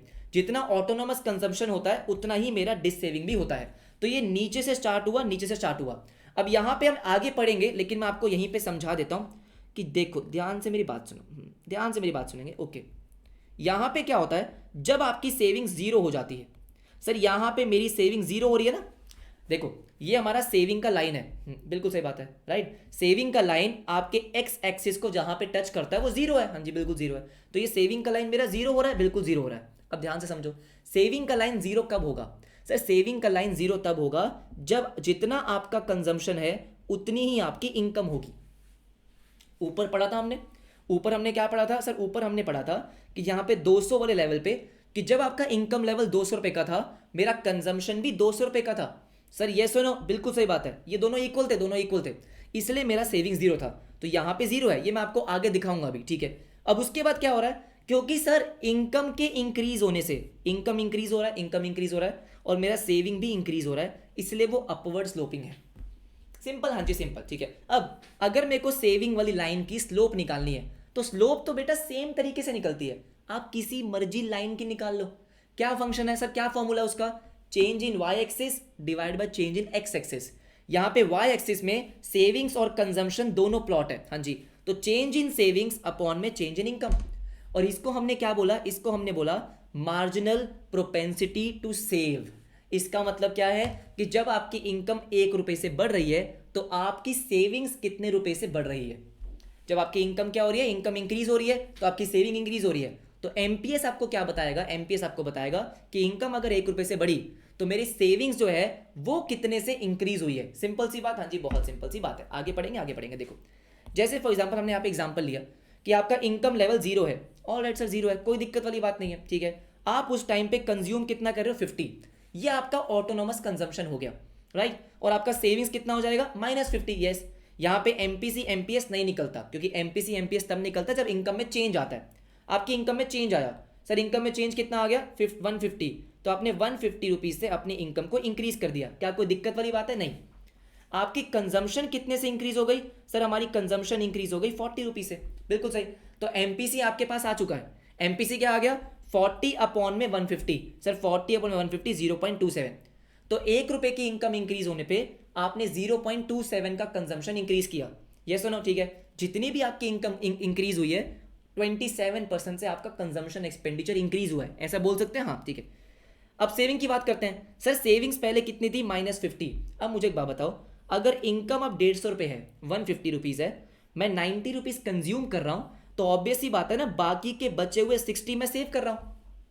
एवरीबडी ऐसा नो, मेरी अगर इनकम 150 रुपये हो गई, मैं 90 रुपीज़ कंजम्पशन पे लगाने वाला हूँ, तो 60 में सेव करने वाला हूँ, ये बात तो सही है। अब अगर हम चेक करेंगे कि हमारी सेविंग्स जो है वो कितने से इंक्रीज हुई है, तो यहाँ पे ये मत बोलना कि 10 रुपीज़ से इंक्रीज हुई है। सर कैसे निकालते हैं इसको, इसको हम निकालते हैं जो आपका सेकंड नंबर है 60, हाँ जी, -50, इसका मतलब 110 से इंक्रीज हुई है। जैसे आपने इसका निकाला 90 - 40 50, 60 -50 मतलब 60 + 50 110। आपकी सेविंग्स 110 रुपए से बढ़ी है, हाँ जी। एवरीबडी ये सुनो, सेविंग्स कितने से बढ़ गई, सर यहाँ पे चेंज कितना आया, चेंज कितना आया सर, 110 रुपए का, हाँ जी 110 रुपए का, क्योंकि पहले -50 था आपका, पहले -50 था, हाँ जी। अब आपका सेविंग 60 हो गया, तो चेंज कितना है, चेंज है आपका 110 रुपये, हाँ जी 110 रुपये। क्योंकि बहुत सिंपल सी बात है ना, अगर इनकम 150 रुपये से इंक्रीज हुआ, उसमें से 40 रुपये आपने कहीं ना कहीं किस में लगा दिए, कंजम्पशन में लगा दिए। अब बात समझ रहे हो कि 150 का जो चेंज हुआ, उसमें कंजम्पशन का कितना चेंज है, 40, तो बाकी 110 कितना हो जाएगा, सेविंग्स का। कनेक्ट कर पा रहे हो, 110, यस सर, राइट। तो इसका मतलब एमपीएस कैसे निकालेंगे, 110 अपॉन में 150 0.73। एक बात आप यहाँ पे नोटिस कर रहे होंगे, क्या नोटिस कर रहे होंगे कि सर एमपीसी और एमपीएस दोनों को प्लस करोगे तो 1 आएगा। एमपीसी कितना, सर एमपीसी है आपका 0.27, एमपीएस कितना, एमपीएस आपका 0.73, दोनों को प्लस करके 1 आएगा। इसका मतलब क्या है, आप खुद सोचो, अगर मेरी इनकम जो इंक्रीज हो रही है उसके दो ही तो पार्ट होंगे, जितने से मेरी इनकम इंक्रीज हो रही है सर उसके दो ही पार्ट होने वाले हैं। एक पार्ट क्या होने वाला है, एक पार्ट होने वाला है जो कंजम्पशन में जाने वाला है, एक पार्ट आपका सेविंग में जाने वाला है। तो जो भी आपकी इनकम चेंज हो रही है उसका 27% आप कंज्यूम करने वाले हो और 73% सेव करने वाले हो। लॉजिक, ये सुनो, बहुत ही बढ़िया, हाँ जी बहुत ही बढ़िया। तो यहाँ पे एमपीएस क्या बोलता है कि MPS is equals to marginal propensity to save, हाँ, change in saving per unit change in income. मतलब कि सेविंग्स में जो आपका चेंज आ रहा है due to per unit change, per unit change का मतलब 1 रुपये चेंज इन इनकम। सिंपल सी बात, हाँ जी बहुत सिंपल सी बात है।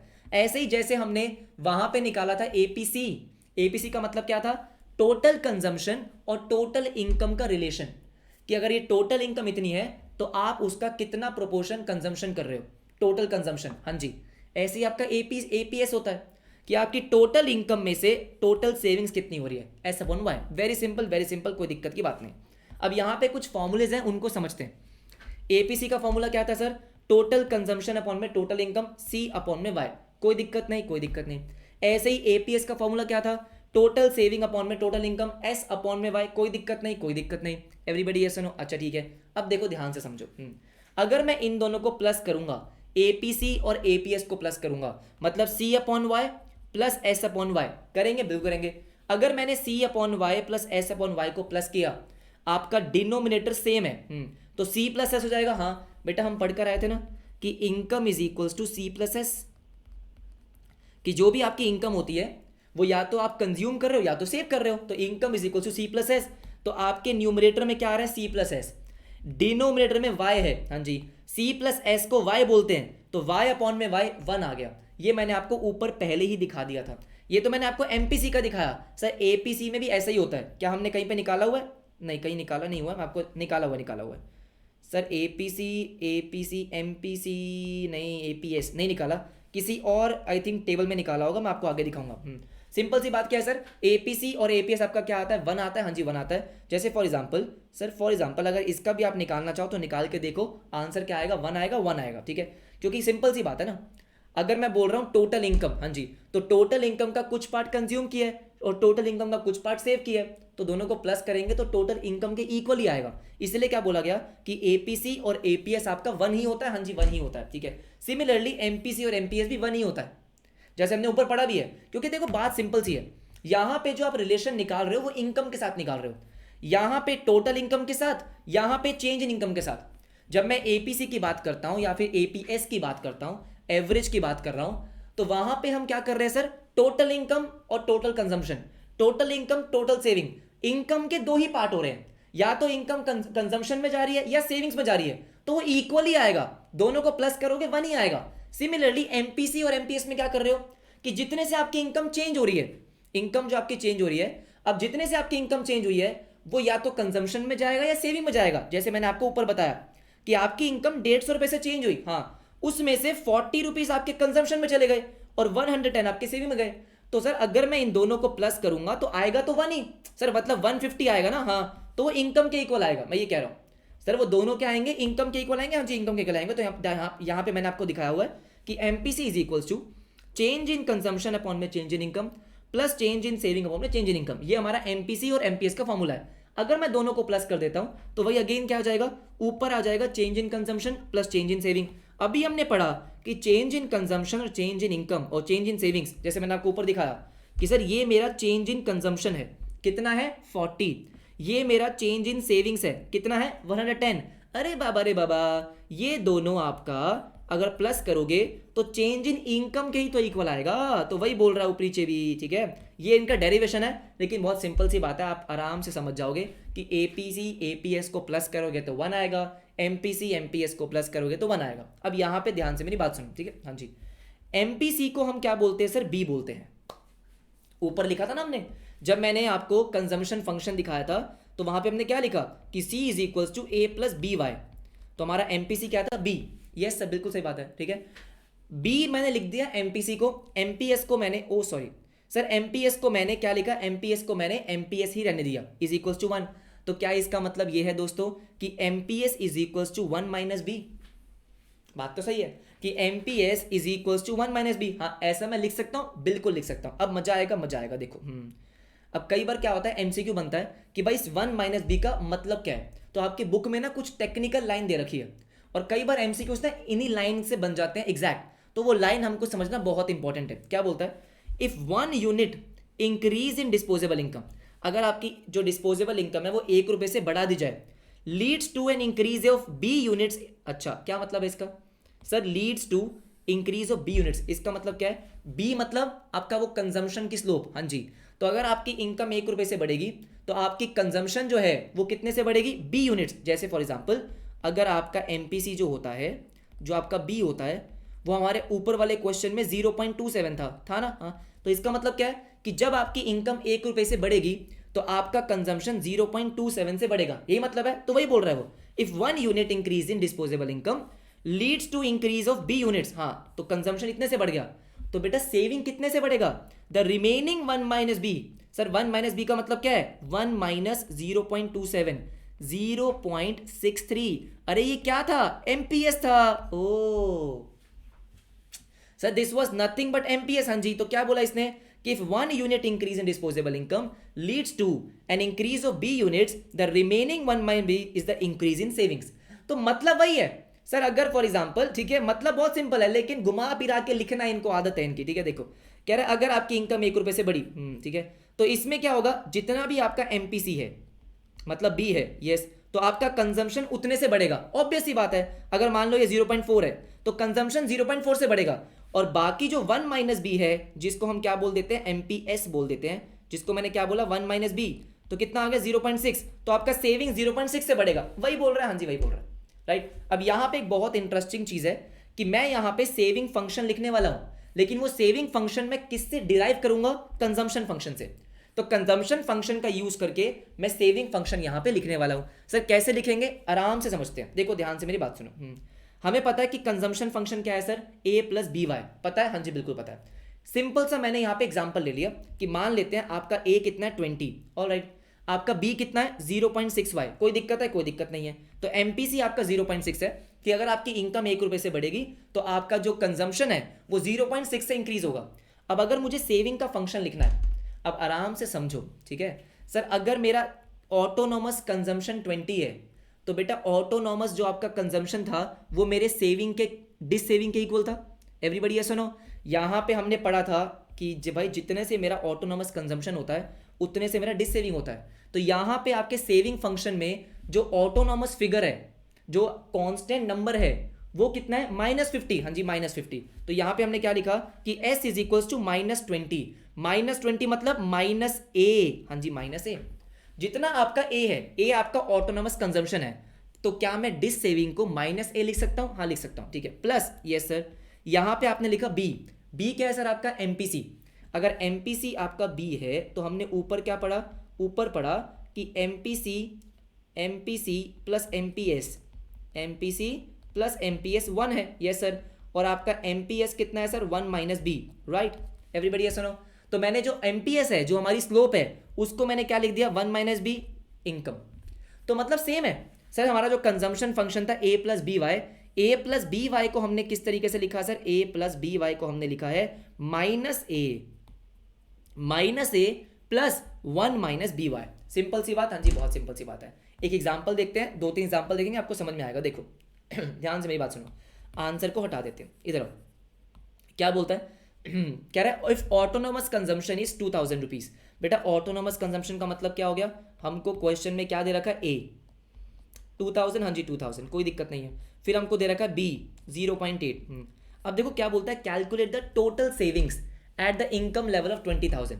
अब जैसे अगर मुझे टोटल कंजम्पशन निकालना होता है तो कंजम्पशन फंक्शन का यूज करते हैं, अगर मेरे को टोटल सेविंग्स निकालनी है तो क्या मैं सेविंग फंक्शन का यूज करूंगा, हाँ, तो सेविंग फंक्शन का यूज करेंगे। सेविंग फंक्शन क्या था, -a, हाँ जी, प्लस 1 माइनस बी। सर क्या आ जाएगा, -a, yes sir, -a plus yes sir 1 minus B plus 1 minus B multiply by income. बात तो सही है, हाँ जी बात तो सही है। अब सुनो मेरी बात ध्यान से, -a यहाँ पे कितना है 2000, तो -2000, क्योंकि आपका ऑटोनोमस कंजम्पशन 2000 है, इसका मतलब 2000 की डिस सेविंग्स है, तो -2000 प्लस, अगर b 0.8 है, अगर आपका एमपीसी 0.8 है, 1 रुपए की इनकम बढ़ रही है तो 0.8 कंज्यूम कर रहे हो, तो सेव कितना कर रहे हो 0.2, हाँ जी, मल्टीप्लाई बाय आपकी इनकम 20,000, इजी। तो 40 सर ये कितना हो जाएगा ये आ जाएगा आपका 4000 माइनस 2000, कितना हो गया 2000। वेरी आसान, वेरी आसान। एक एग्जांपल और देख लेते हैं, ठीक है। हाँ जी, क्या बोलता है, कह रहा है if the consumption function is C is equals to 10 plus 0.7y, then, अब देखो यहां पे बोला क्या है, then increase in disposable income by 200। Disposable income 200 से इंक्रीज हुई है, टोटल इनकम 200 नहीं है, 200 से इंक्रीज हुई है, will result in increase in savings by. कितना डायरेक्ट क्वेश्चन है, लेकिन वही कर पाएंगे जिनको कॉन्सेप्ट समझ में आया। आराम से समझो कि क्वेश्चन ने बोला क्या। क्वेश्चन ने बोला कि अगर आपका कंजम्पशन फंक्शन है 10 प्लस 0.7y, अगर मैं आपकी इनकम 200 से इंक्रीज कर दूं तो आपकी सेविंग कितने से इंक्रीज होगी। क्या आपसे टोटल सेविंग पूछी गई है? नहीं रे, आपसे पूछा गया सेविंग इंक्रीज कितने से होगी। और बेटा सेविंग कितने से इंक्रीज होगी ये आपको बताता कौन है? एमपीएस। अरे एमपीएस का मतलब यही था ना। एमपीएस का मतलब क्या है? तभी मैं बोलता हूं कि फॉर्मूले याद नहीं करने हैं, समझने हैं उसको। एमपीएस का मतलब होता है 1 रुपए से अगर इनकम बढ़ी तो आपकी सेविंग्स कितने से बढ़ने वाली है। आप बात समझ रहे हो? तो इसका मतलब अगर मेरा 0.7 क्या है एमपीसी, तो मेरा एमपीएस कितना होगा? 0.3। करेक्ट है। एमपीएस कितना होगा? 0.3। सर 0.3 का मतलब क्या है? इनकम 1 रुपए से बढ़ेगी तो सेविंग्स 0.3 से बढ़ेगी, यही बात है। हाँ, तो बेटा अगर इनकम 200 से बढ़ेगी तो आपकी सेविंग्स कितने से बढ़ेगी? सर 60 रुपीज से। इजी, यस और नो? आंसर क्या था? 60। आंसर क्या था? 60। वाओ राइट तो यहां तक हो गया। हाँ जी, यहां तक हो गया। अब उसके बाद ध्यान से मेरी बात सुनो। सर एक ना हमारा एक बहुत प्यारा सा डायग्राम आता है। अब ऑब्वियसली बात है आपके एग्जाम में डायग्राम बनाने के लिए नहीं आएगा, लेकिन कई बार ऐसा हो सकता है जैसे माइक्रो इकोनॉमिक्स में हमारे पास है ना, जहाँ पे आपको वो कंज्यूमर सरप्लस निकालने को बोलते हैं, आपको बोलेंगे बताओ कंज्यूमर सरप्लस कौन सा है, जो भी है। तो डायग्राम आपके बुक में है, कॉन्सेप्ट है, तो हमको समझना तो है ही। हमको नहीं पता कि एग्जाम में किस टाइप का क्वेश्चन इससे बन सकता है, तो एक बार डायग्राम को समझते हैं। अब मैं यहाँ पे क्या करने वाला हूँ, देखो ध्यान से, आराम से। सर ये बहुत ही फैंसी सा कलरफुल डायग्राम है, इसको ब्रेक डाउन करेंगे। ब्रेक डाउन करेंगे, हाँ। सबसे पहले हमें क्या बनानी होती है? सबसे पहले बनानी होती है एक इनकम लाइन। ये आपको दिख रहा है सर, ये वाई लाइन, हाँ जी वाई लाइन, इनकम लाइन। ये इनकम लाइन जो है सर ये 45 डिग्री पे होती है। अब बात ये 45 डिग्री पे क्यों होती है? पहले मैं क्या बना रहा हूं सर? पहले मैं बना रहा हूं इनकम लाइन, बाकी सबको भूल जाओ। अर्जुन की नजर सिर्फ किस पे? मछली पे सिर्फ इनकम लाइन पे, हाँ सिर्फ इनकम लाइन पे। ये हमारी इनकम लाइन है ना। तो क्वेश्चन इस सर ये इनकम लाइन ऐसी क्यों है, ऐसे क्यों नहीं है, ऐसी क्यों नहीं है? ये बात तो सही है, क्वेश्चन तो है, बुक में तो गिवन नहीं है, लेकिन समझेंगे उसको कि ये 45 डिग्री पे क्यों है। ये आपको धीरे धीरे समझ में आएगा, मैं आपको पूरा समझाऊंगा। अभी मान के चलो कि हमारी इनकम लाइन जो है सर वो 45 डिग्री पे बनी, ठीक है। अब इसके बाद हमको क्या बनानी है सर? Consumption line. क्या है कंजम्पशन लाइन? अब कंजम्पशन लाइन हम पहले सीख कर आए हैं। क्या सीख कर आए हैं? कि सर जो हमारी कंजम्पशन लाइन है इस पे फोकस करेंगे। किस पे? इस पे, हाँ जी इस पे, इस लाइन पे फोकस करो कि सर ये हमारी कंजम्पशन लाइन है। अब कंजम्पशन लाइन जो है सर वो शुरू कहाँ से हो रही है? यहां से शुरू हो रही है, क्योंकि ऑटोनोमस कंजम्पशन है। There is an autonomous consumption, तो ये 0 है, ये मेरा ऑटोनोमस कंजम्पशन है। सर ये हो गया, बिल्कुल हो गया। तो ये मेरी कंजम्पशन लाइन होगी। कंजम्पशन लाइन में मेरे को कोई दिक्कत नहीं है सर, कंजम्पशन लाइन हमको समझ में आती है। अब आते हैं सेविंग्स लाइन पे। सर सेविंग लाइन हमारी कहां से शुरू हो रही है? मैंने आपको ऊपर बताया था, क्या बताया था? कि सर सेविंग लाइन हमारी नेगेटिव से शुरू होगी, नीचे से शुरू होगी। क्यों? क्योंकि ये डिस सेविंग है, तो ये हमारा नेगेटिव है। सर ये हमारा क्या है? नेगेटिव, हाँ नेगेटिव। 0 से नीचे क्या होता है? नेगेटिव होता है। तो ये भी क्या जा रहा है? ऊपर जा रहा है। अब ये दोनों के दोनों अपवर्ड स्लोपिंग क्यों होते हैं? क्योंकि सर इनका इनकम के साथ डायरेक्ट रिश्ता होता है। इनकम बढ़ती है मतलब एक्स एक्सिस बढ़ता है, तो हमारा वाई एक्सिस भी बढ़ता है, डायरेक्ट रिश्ता है। सिंपल सी बात है, सिंपल सी बात। अब यहां पे कुछ चीजें इंपॉर्टेंट है, ठीक है, ध्यान से मेरी बात सुनेंगे। सबसे पहला, अगर आप ये ग्रीन वाले पार्ट को देखो, और कुछ नहीं, इस वाले ग्रीन वाले पार्ट को, हाँ जूम हो गया, क्या बढ़िया जूम हुआ देखो इधर आओ सर, ये हमारा ये वाला पार्ट, ठीक है, ये वाला पार्ट। अगर आप सिर्फ इस पार्ट पे नजर डालोगे तो ये जो मेरा ये ब्लू लाइन है ना, blue line, this blue line is consumption line, ठीक है। तो मेरी कंजम्पशन लाइन ऊपर है, राइट, मेरी इनकम लाइन नीचे है। ऐसा क्यों? याद करो बेटा, स्टार्टिंग में ऐसा ही हो रहा है, क्योंकि आप यहां पे क्या कर रहे हो सर? यहां पे आपकी ऑटोनोमस कंजम्पशन हो रही है। ये सुनो, यहां पे आपका जो लेवल है, लेवल ऑफ कंजम्पशन, वो ज्यादा है आपके लेवल ऑफ इनकम से। बिल्कुल सही, इसलिए कंजम्पशन लाइन आपकी ऊपर है, यस, इनकम लाइन आपकी नीचे है, करेक्ट। हाँ सर, ये कब तक हो रहा है? जब तक ये दोनों इक्वल नहीं हो जाते। ये बात तो समझ में आ रही है सर? ये मेरा कंजम्पशन जा रहा है, हाँ, ये मेरा इनकम लाइन जा रहा है, करेक्ट। तो इसका बीच का जो पूरा का पूरा एरिया है, ये आपका सारा का सारा एरिया क्या है सर? सारा का सारा एरिया डिस सेविंग का है। क्यों? क्योंकि इनकम तो कम है, हमारी इनकम तो यहां पे कम है, यस सर, कंजम्पशन ज्यादा है, तो जितना भी डिफरेंस है सर, ये सारा जो डिफरेंस है ये पैसा कहां से आ रहा है आपका, पैसा आ रहा है डिस सेविंग से। यस, तो ये जो डिस सेविंग है यही डिस सेविंग हमने नीचे भी दिखाई है। अब यहां पे समझने वाली बात क्या है, ये मैंने आपको पहले भी थोड़ा बहुत समझाया कि ये एक पॉइंट है जहां पे मेरा इनकम मेरे कंजम्पशन के इक्वल हो रहा है। हो रहा है, बिल्कुल हो रहा है कि sir income is equal to consumption, correct. जब मेरा इनकम कंजम्पशन के इक्वल हो जाएगा तो इसका मतलब क्या होगा, इसका मतलब वहां पे सेविंग लेवल जीरो हो जाएगा। सेविंग क्या हो जाएगी सर, सेविंग आपकी जीरो हो जाएगी। अगर आप ध्यान से देखोगे तो सर मेरी वहां पे सेविंग जीरो ही हो रही है, हाँ जीरो ही हो रही है। एवरीबडी यस और नो? तो इसका मतलब सर जब तक आपकी सेविंग जीरो नहीं हुई तब तक ये सारा का सारा नेगेटिव पार्ट आपका क्या था, डिस सेविंग। तो मैंने कोशिश करी थी लेकिन हो नहीं पाया था कि ये जो एरिया है राइट ग्रीन वाला और ये जो एरिया है सर ये इक्वल होता है, क्योंकि जितना आपका यहां पे एक्स्ट्रा कंजम्पशन हो रहा है, इनकम से ज्यादा कंजम्पशन हो रहा है, वो कहां से हो रहा है, सेविंग से ही हो रहा है। तो दिस इज डिस सेविंग। तो यहां पे आपका कंजम्पशन ज्यादा था आपके इनकम से, बिल्कुल सही बात है। तो कंजम्पशन लाइन आपकी ऊपर थी, इनकम लाइन आपकी नीचे थी। लेकिन जैसे जैसे आपकी इनकम बढ़ती गई सर, इनकम ऊपर जाती गई, बिल्कुल ऊपर, हाँ जी, वैसे वैसे क्या हो गया सर, एक टाइम आ गया कि जब आपका इनकम लाइन ऊपर हो गई और आपकी कंजम्पशन लाइन नीचे हो गई। जब आपकी इनकम ज्यादा हो जाती है और आपकी कंजम्पशन कम हो जाती है तो इसका मतलब क्या है सर, इन दोनों का जो डिफरेंस है वो हमारी क्या होती है, सेविंग्स। अब बात समझ रहे हो कि अगर आप ध्यान से नजर डालोगे कि सर ये जो मेरा पार्ट है, मैं हाईलाइटर का यूज करता हूं, ठीक है, देखो ये वाला जो मेरा पार्ट है इनकम, ये ऊपर है, यस सर, और ये कंजम्पशन है, हाँ जी। तो इनकम ज्यादा है, कंजम्पशन कम है, इनकम ऊपर कंजम्पशन नीचे। ये जो हमारा डिफरेंस आ रहा है सर, वो सारा डिफरेंस किस चीज का, सेविंग्स का है। अगर आप सेविंग में ध्यान से देखोगे तो क्या हो रहा है, यही तो हो रहा है कि जब ये दोनों इक्वल थे तो सेविंग हमारा जीरो था, लेकिन जैसे जैसे आपकी इनकम आपके कंजम्पशन से ज्यादा होती गई, मेरा सेविंग बढ़ता गया बढ़ता गया बढ़ता गया, हाँ जी, बढ़ता गया बढ़ता गया बढ़ता गया। तो ये हमारा सेविंग है। हाँ, तो ये डायग्राम तो हमको आई गेस अब आपको समझ में आ रहा होगा, बिल्कुल आ रहा होगा। जब मेरा इनकम कंजम्पशन के इक्वल होता है उसको हम ब्रेक इवन पॉइंट बोलते हैं कि भाई इतना मेरा लेवल ऑफ इनकम है, आपने सारा का सारा कंज्यूम कर दिया, उसको मैंने क्या बोला, ब्रेक इवन पॉइंट। तो क्या मैं ऐसा बोल सकता हूं, अगर एमसीक्यू आ जाए कि आपका ब्रेक इवन पॉइंट कहां होता है, या तो जब आपका इनकम कंजम्पशन के इक्वल होता है उसको बोलते हैं ब्रेक इवन पॉइंट, अच्छा ठीक है, या फिर जब आपकी सेविंग जीरो होती है उसको बोलते हैं, क्योंकि जब आपके इनकम और कंजम्पशन इक्वल होते हैं उस टाइम पे आपकी सेविंग जीरो ही तो होती है। ये बात तो सही है। अब मेरी बात सारे के सारे बच्चे ध्यान से सुनेंगे। सर आपने ये नहीं बताया कि ये 45 डिग्री क्यों है। अब ध्यान सुनो बेटा, 45 डिग्री का मतलब क्या होता है, ठीक है। पहले मैं आपको ना यहाँ पे छोटे से डायग्राम में समझाता हूँ, क्योंकि वो ऑलरेडी बहुत ज़्यादा कलरफुल हो चुका है, राइट। अगर मैं कोई भी लाइन 45 डिग्री पे बनाता हूँ तो वो बिल्कुल ऐसे बीच में से निकलती है ना। ये हमारा 90 डिग्री है, ये सबको पता है ना कि सर ये 90 डिग्री होता है, हाँ ठीक है। तो इसका मतलब अगर मैं कुछ बीच में से बिल्कुल बाइसेक्ट कर दूंगा तो इसका मतलब क्या हो जाएगा, ये 45 डिग्री हो जाएगा।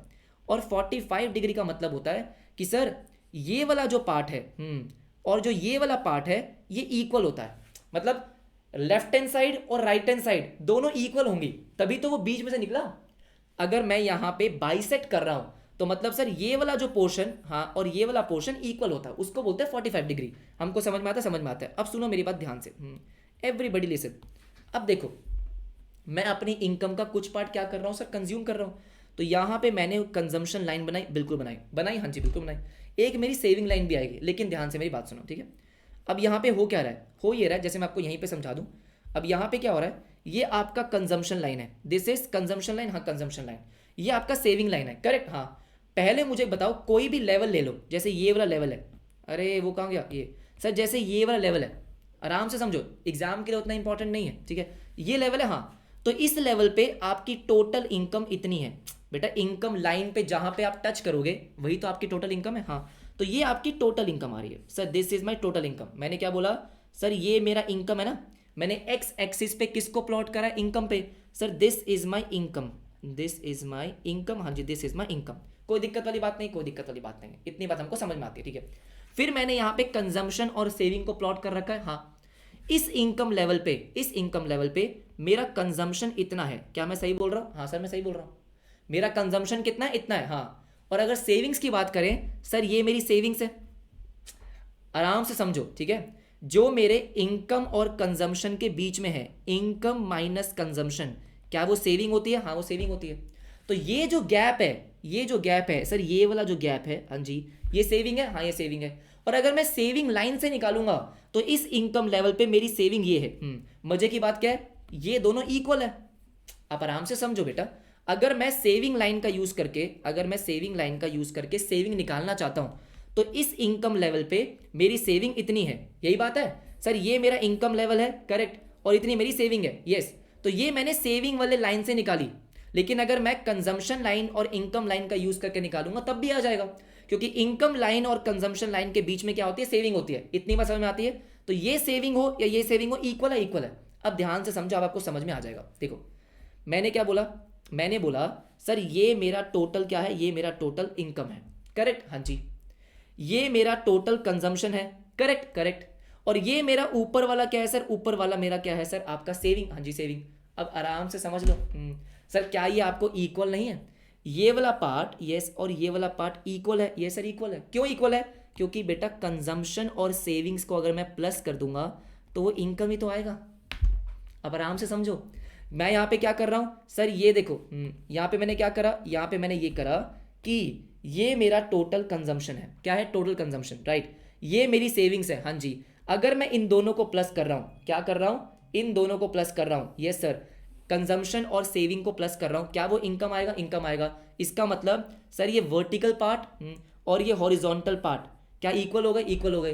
तो 45 डिग्री का मतलब यही तो था सर, 45 डिग्री का मतलब यही था दोस्तों। ये देखो, ये जो मैंने 45 डिग्री की लाइन बनाई, इसका मतलब क्या था कि आपके राइट हैंड साइड और लेफ्ट हैंड साइड सेम है, मतलब ये वाली साइड, हाँ जी, और ये वाली साइड इक्वल है, उसको बोलते हैं 45 डिग्री। तो हमने प्रूफ कर दिया कि भाई हमारी ये वाली साइड, देखो ये वाली साइड बोलो या फिर ये वाली साइड बोलो, इक्वल होगी, हाँ जी। तो दोनों इक्वल होती है, जैसे मैंने आपको बोला, ये थोड़ा सा लॉजिक होता है, राइट, आपकी बुक्स में होता नहीं है। क्योंकि बहुत सारे बच्चे क्वेश्चन पूछते हैं कि ये 45 डिग्री क्यों है, तो बस मैंने कोशिश करी आपको ये बात समझाने की। समझ में आएगा तो बहुत अच्छी बात है, लेकिन एग्जाम में नहीं आने वाला है, क्योंकि हमारी बुक्स में मेंशन नहीं है, नहीं है, बिल्कुल नहीं है। अब सुनो मेरी बात ध्यान से, हमारा डिमांड वाला पार्ट खत्म होने वाला है। देखो कह रहा है एट ब्रेक इवन पॉइंट, हाँ जी, income is equal to consumption. ये हमने पढ़ा, बिल्कुल पढ़ा कि सर ब्रेक इवन पॉइंट पे इनकम कंजम्पशन के इक्वल है, बिल्कुल सही बात है, ठीक है। अब इनकम कंजम्पशन के इक्वल है, इसका मतलब एपीसी 1 है, क्योंकि बेटा एपीसी हमने कैसे निकाला था, एपीसी इज, हाँ जी, टोटल कंजम्पशन अपॉन में टोटल इनकम। अगर ये दोनों इक्वल हो जाएंगे तो क्या मेरा एपीसी 1 हो जाएगा, बिल्कुल। और अगर एपीसी 1 है, क्या इसका मतलब ये है कि एपीएस 0 है, और 0 है क्योंकि वहां पे सेविंग 0 है ना। तो सो एपीएस इज इक्वल टू 0। तो इसका मतलब अब ब्रेक इवन पॉइंट से बहुत सारे क्वेश्चन बन सकते हैं कि बताओ ब्रेक इवन पॉइंट पे क्या होता है। पहली चीज, इनकम कंजम्पशन के इक्वल होती है, राइट। दूसरी चीज, सेविंग्स आपकी 0 होती है। थर्ड चीज, आपका एपीसी 1 होता है। चौथी चीज, एपीएस 0 होता है। समझ में आता है, समझ में आता है। उसके बाद अगेन आपकी बुक में ये 2 लाइन लिखी हुई है, और ये दोनों लाइन से एमसीक्यू बन सकता है, लेकिन इस लाइन को समझना इंपॉर्टेंट है। अब देखो क्या बोलता है, थोड़ा कंफ्यूज करते हैं ये। पहली इंपॉर्टेंट लाइन ये है कि saving is an incremental function of income. पहले इसको समझो ध्यान से। अभी जो हमने ऊपर पढ़ा था वो था saving is a function of income, consumption is a function of income.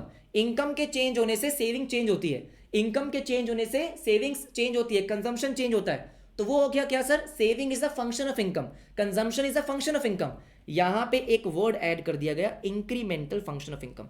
अब इसका मतलब क्या होता है, इसका मतलब ये होता है कि जैसे जैसे आपका इनकम लेवल इंक्रीज होता है, आपका जो प्रोपोर्शन ऑफ सेविंग्स है वो भी इंक्रीज होता है। क्या होता है, प्रोपोर्शन ऑफ इनकम और प्रोपोर्शन ऑफ सेविंग आपका इंक्रीज होता है। हमने ऊपर पढ़ा भी था, बिल्कुल। हमने किसी टेबल में जब बेटा एपीसी और एपीएस निकाला था, रुको रुको मैं आपको दिखाऊं क्या, हाँ दिखाता हूं। देखो हमने एपीसी निकाला था, बिल्कुल निकाला था। एपीसी हमने क्या देखा था कि सर एपीसी डिक्रीज हो रहा है, लेकिन मेरी सेविंग का प्रोपोर्शन इंक्रीज हो रहा है, हाँ जी। इसका मतलब क्या है, इसका मतलब ये है कि जो ये बात बोल रहा है ना, क्या बोल रहा है कि saving is an incremental of function. इसका मतलब ये है, ये एपीएस के पॉइंट ऑफ व्यू से बोल रहा है कि मेरा एपीएस जो है ना वो इंक्रीज होता रहता है। Total savings in respect of income increase होती है, लेकिन consumption is a decreasing function of income. अब जैसे ही ये लाइन आती है ना, बच्चे का दिमाग घूम जाता है। क्यों सर, अभी तक हम ये पढ़ रहे थे कि इनकम बढ़ती है तो कंजम्पशन बढ़ता है। हाँ बेटा बढ़ता है, हम ये नहीं कह रहे कि कंजम्पशन और इनकम पे नेगेटिव रिलेशन है, नहीं। हम ये कह रहे डिक्रीजिंग फंक्शन ऑफ इनकम का मतलब ये है कि टोटल इनकम के रिस्पेक्ट में आपकी टोटल कंजम्पशन कम होती रहती है। टोटल कंजम्पशन का जो प्रोपोर्शन है वो कम होता रहता है, मतलब आपका एपीसी कम होता रहता है। यही तो हमने पढ़ा था। अगर आप ऊपर उस टेबल पे वापस आओगे तो ध्यान से सुनो, ध्यान से सुनो, ठीक है। क्या बोला उसने कि अगर आपका एपीसी कम हो रहा है, सर एपीसी कम होने का रीजन क्या था, एपीसी कम होने का रीजन ये था कि आप जैसे जैसे आपकी इनकम इंक्रीज होती है आप कुछ पैसे सेव करना चालू कर देते हो, है ना, सारा पैसा कंज्यूम नहीं करते हो। तो अगर आप देखोगे तो आपका कंजम्पशन बढ़ रहा है, कंजम्पशन कम नहीं हो रहा, लेकिन कंजम्पशन का जो प्रोपोर्शन है वो तो डिक्रीज कर रहा है ना। जैसे पहले 200 के 200 आपने कंज्यूम कर दिए, हाँ, फिर 300 में से 275 ही कंज्यूम करे ना, 300 के 300 तो कंज्यूम नहीं कर दिए, नहीं, 400 के 400 तो कंज्यूम नहीं कर दिए, नहीं, तो कंजम्पशन बढ़ रहा है लेकिन उसका जो प्रोपोर्शन है वो डिक्रीज कर रहा है। इसका मतलब सर अगर एमसीक्यू आ जाए बेटा, बन सकता है, बिल्कुल बन सकता है कि सेविंग इज अ इंक्रीमेंटल, और यहां पे अगर आ जाए कि consumption is a dash function of income, आधे बच्चे इसको इंक्रीजिंग करके आ जाएंगे। ये आपको टोटल के रिस्पेक्ट में बोल रहा है, टोटल मतलब आपका एवरेज वाला, जहां पे मैं टोटल कंजम्पशन और टोटल इनकम की बात करता हूं, राइट। तो consumption is a decreasing function of income, कि सर हमारा जो एपीसी है दैट कीप्स ऑन डिक्रीजिंग। हाँ जी बिल्कुल सही बात है। यहां पे जो हमारा एग्रीगेट डिमांड वाला पार्ट है, ये हमारा खत्म होता है। एवरीबॉडी मजा ही आ गया। बताओ भाई। ऑल राइट, सो दोस्तों आज की क्लास यहीं पे खत्म करेंगे। आई होप आपको पूरा का पूरा कॉन्सेप्ट समझ में आया होगा। तो हमारा जो एग्रीगेट डिमांड पार्ट है सर, एग्रीगेट डिमांड वाला पार्ट है, वो मैंने आपको आज पूरा लगभग 1.5 घंटे के आसपास पूरा का पूरा एक्सप्लेन किया है। आई होप एक एक कॉन्सेप्ट समझ में आया होगा, है ना। कोशिश करिए मैंने आपको कि पूरा प्रॉपर डिटेल में समझा दूं। इसके जो क्वेश्चंस हम करने वाले हैं, एक बार हमारा इक्विलिब्रियम पूरा हो जाएगा, इसके बाद जो हम नेक्स्ट टॉपिक करेंगे विच इज एग्रीगेट सप्लाई, है ना, एग्रीगेट सप्लाई खत्म हो जाएगा, उसके बाद बहुत सारे प्रैक्टिकल क्वेश्चंस हम करेंगे 2 सेक्टर मॉडल के, राइट। तो उसमें भी हम क्या करेंगे, उसमें भी प्रॉपर सॉल्व करेंगे। आपके जो इंस्टीट्यूट के क्वेश्चंस आपको दे रखे हैं बहुत सारे, वो मैं आपको यहीं पे सॉल्व करवाने वाला हूँ, लेकिन आराम से कर लेंगे। जैसे मैंने आपको बोला कि 3 क्लास के आसपास हमको लगेगा और 3 क्लास में इसको कवर कर लेंगे। बट अगर आपको आज की क्लास में सब कुछ समझ में आ गया, प्लीज मेक श्योर कि आप वीडियो को लाइक कर रहे हैं और कॉमेंट करके मुझे बता रहे हैं कि हाँ, ऐसा बिल्कुल भी नहीं लगा कि भाई ये ऐसा कुछ फास्ट ट्रैक वगैरह चल रहा है, सर हम पहली बार पढ़ रहे थे, हमको समझ में आ गया। इनकेस अगर आपको कोई डाउट है तो आप मुझे टेलीग्राम पे मैसेज कर सकते हो। टेलीग्राम का लिंक आपको मिलेगा किसमें, डिस्क्रिप्शन में, राइट एवरीबॉडी। तो मिलते हैं आपसे नेक्स्ट क्लास में, अपना ध्यान रखो, bye bye, take care, subscribe कर देना, ठीक है, ओके बाय।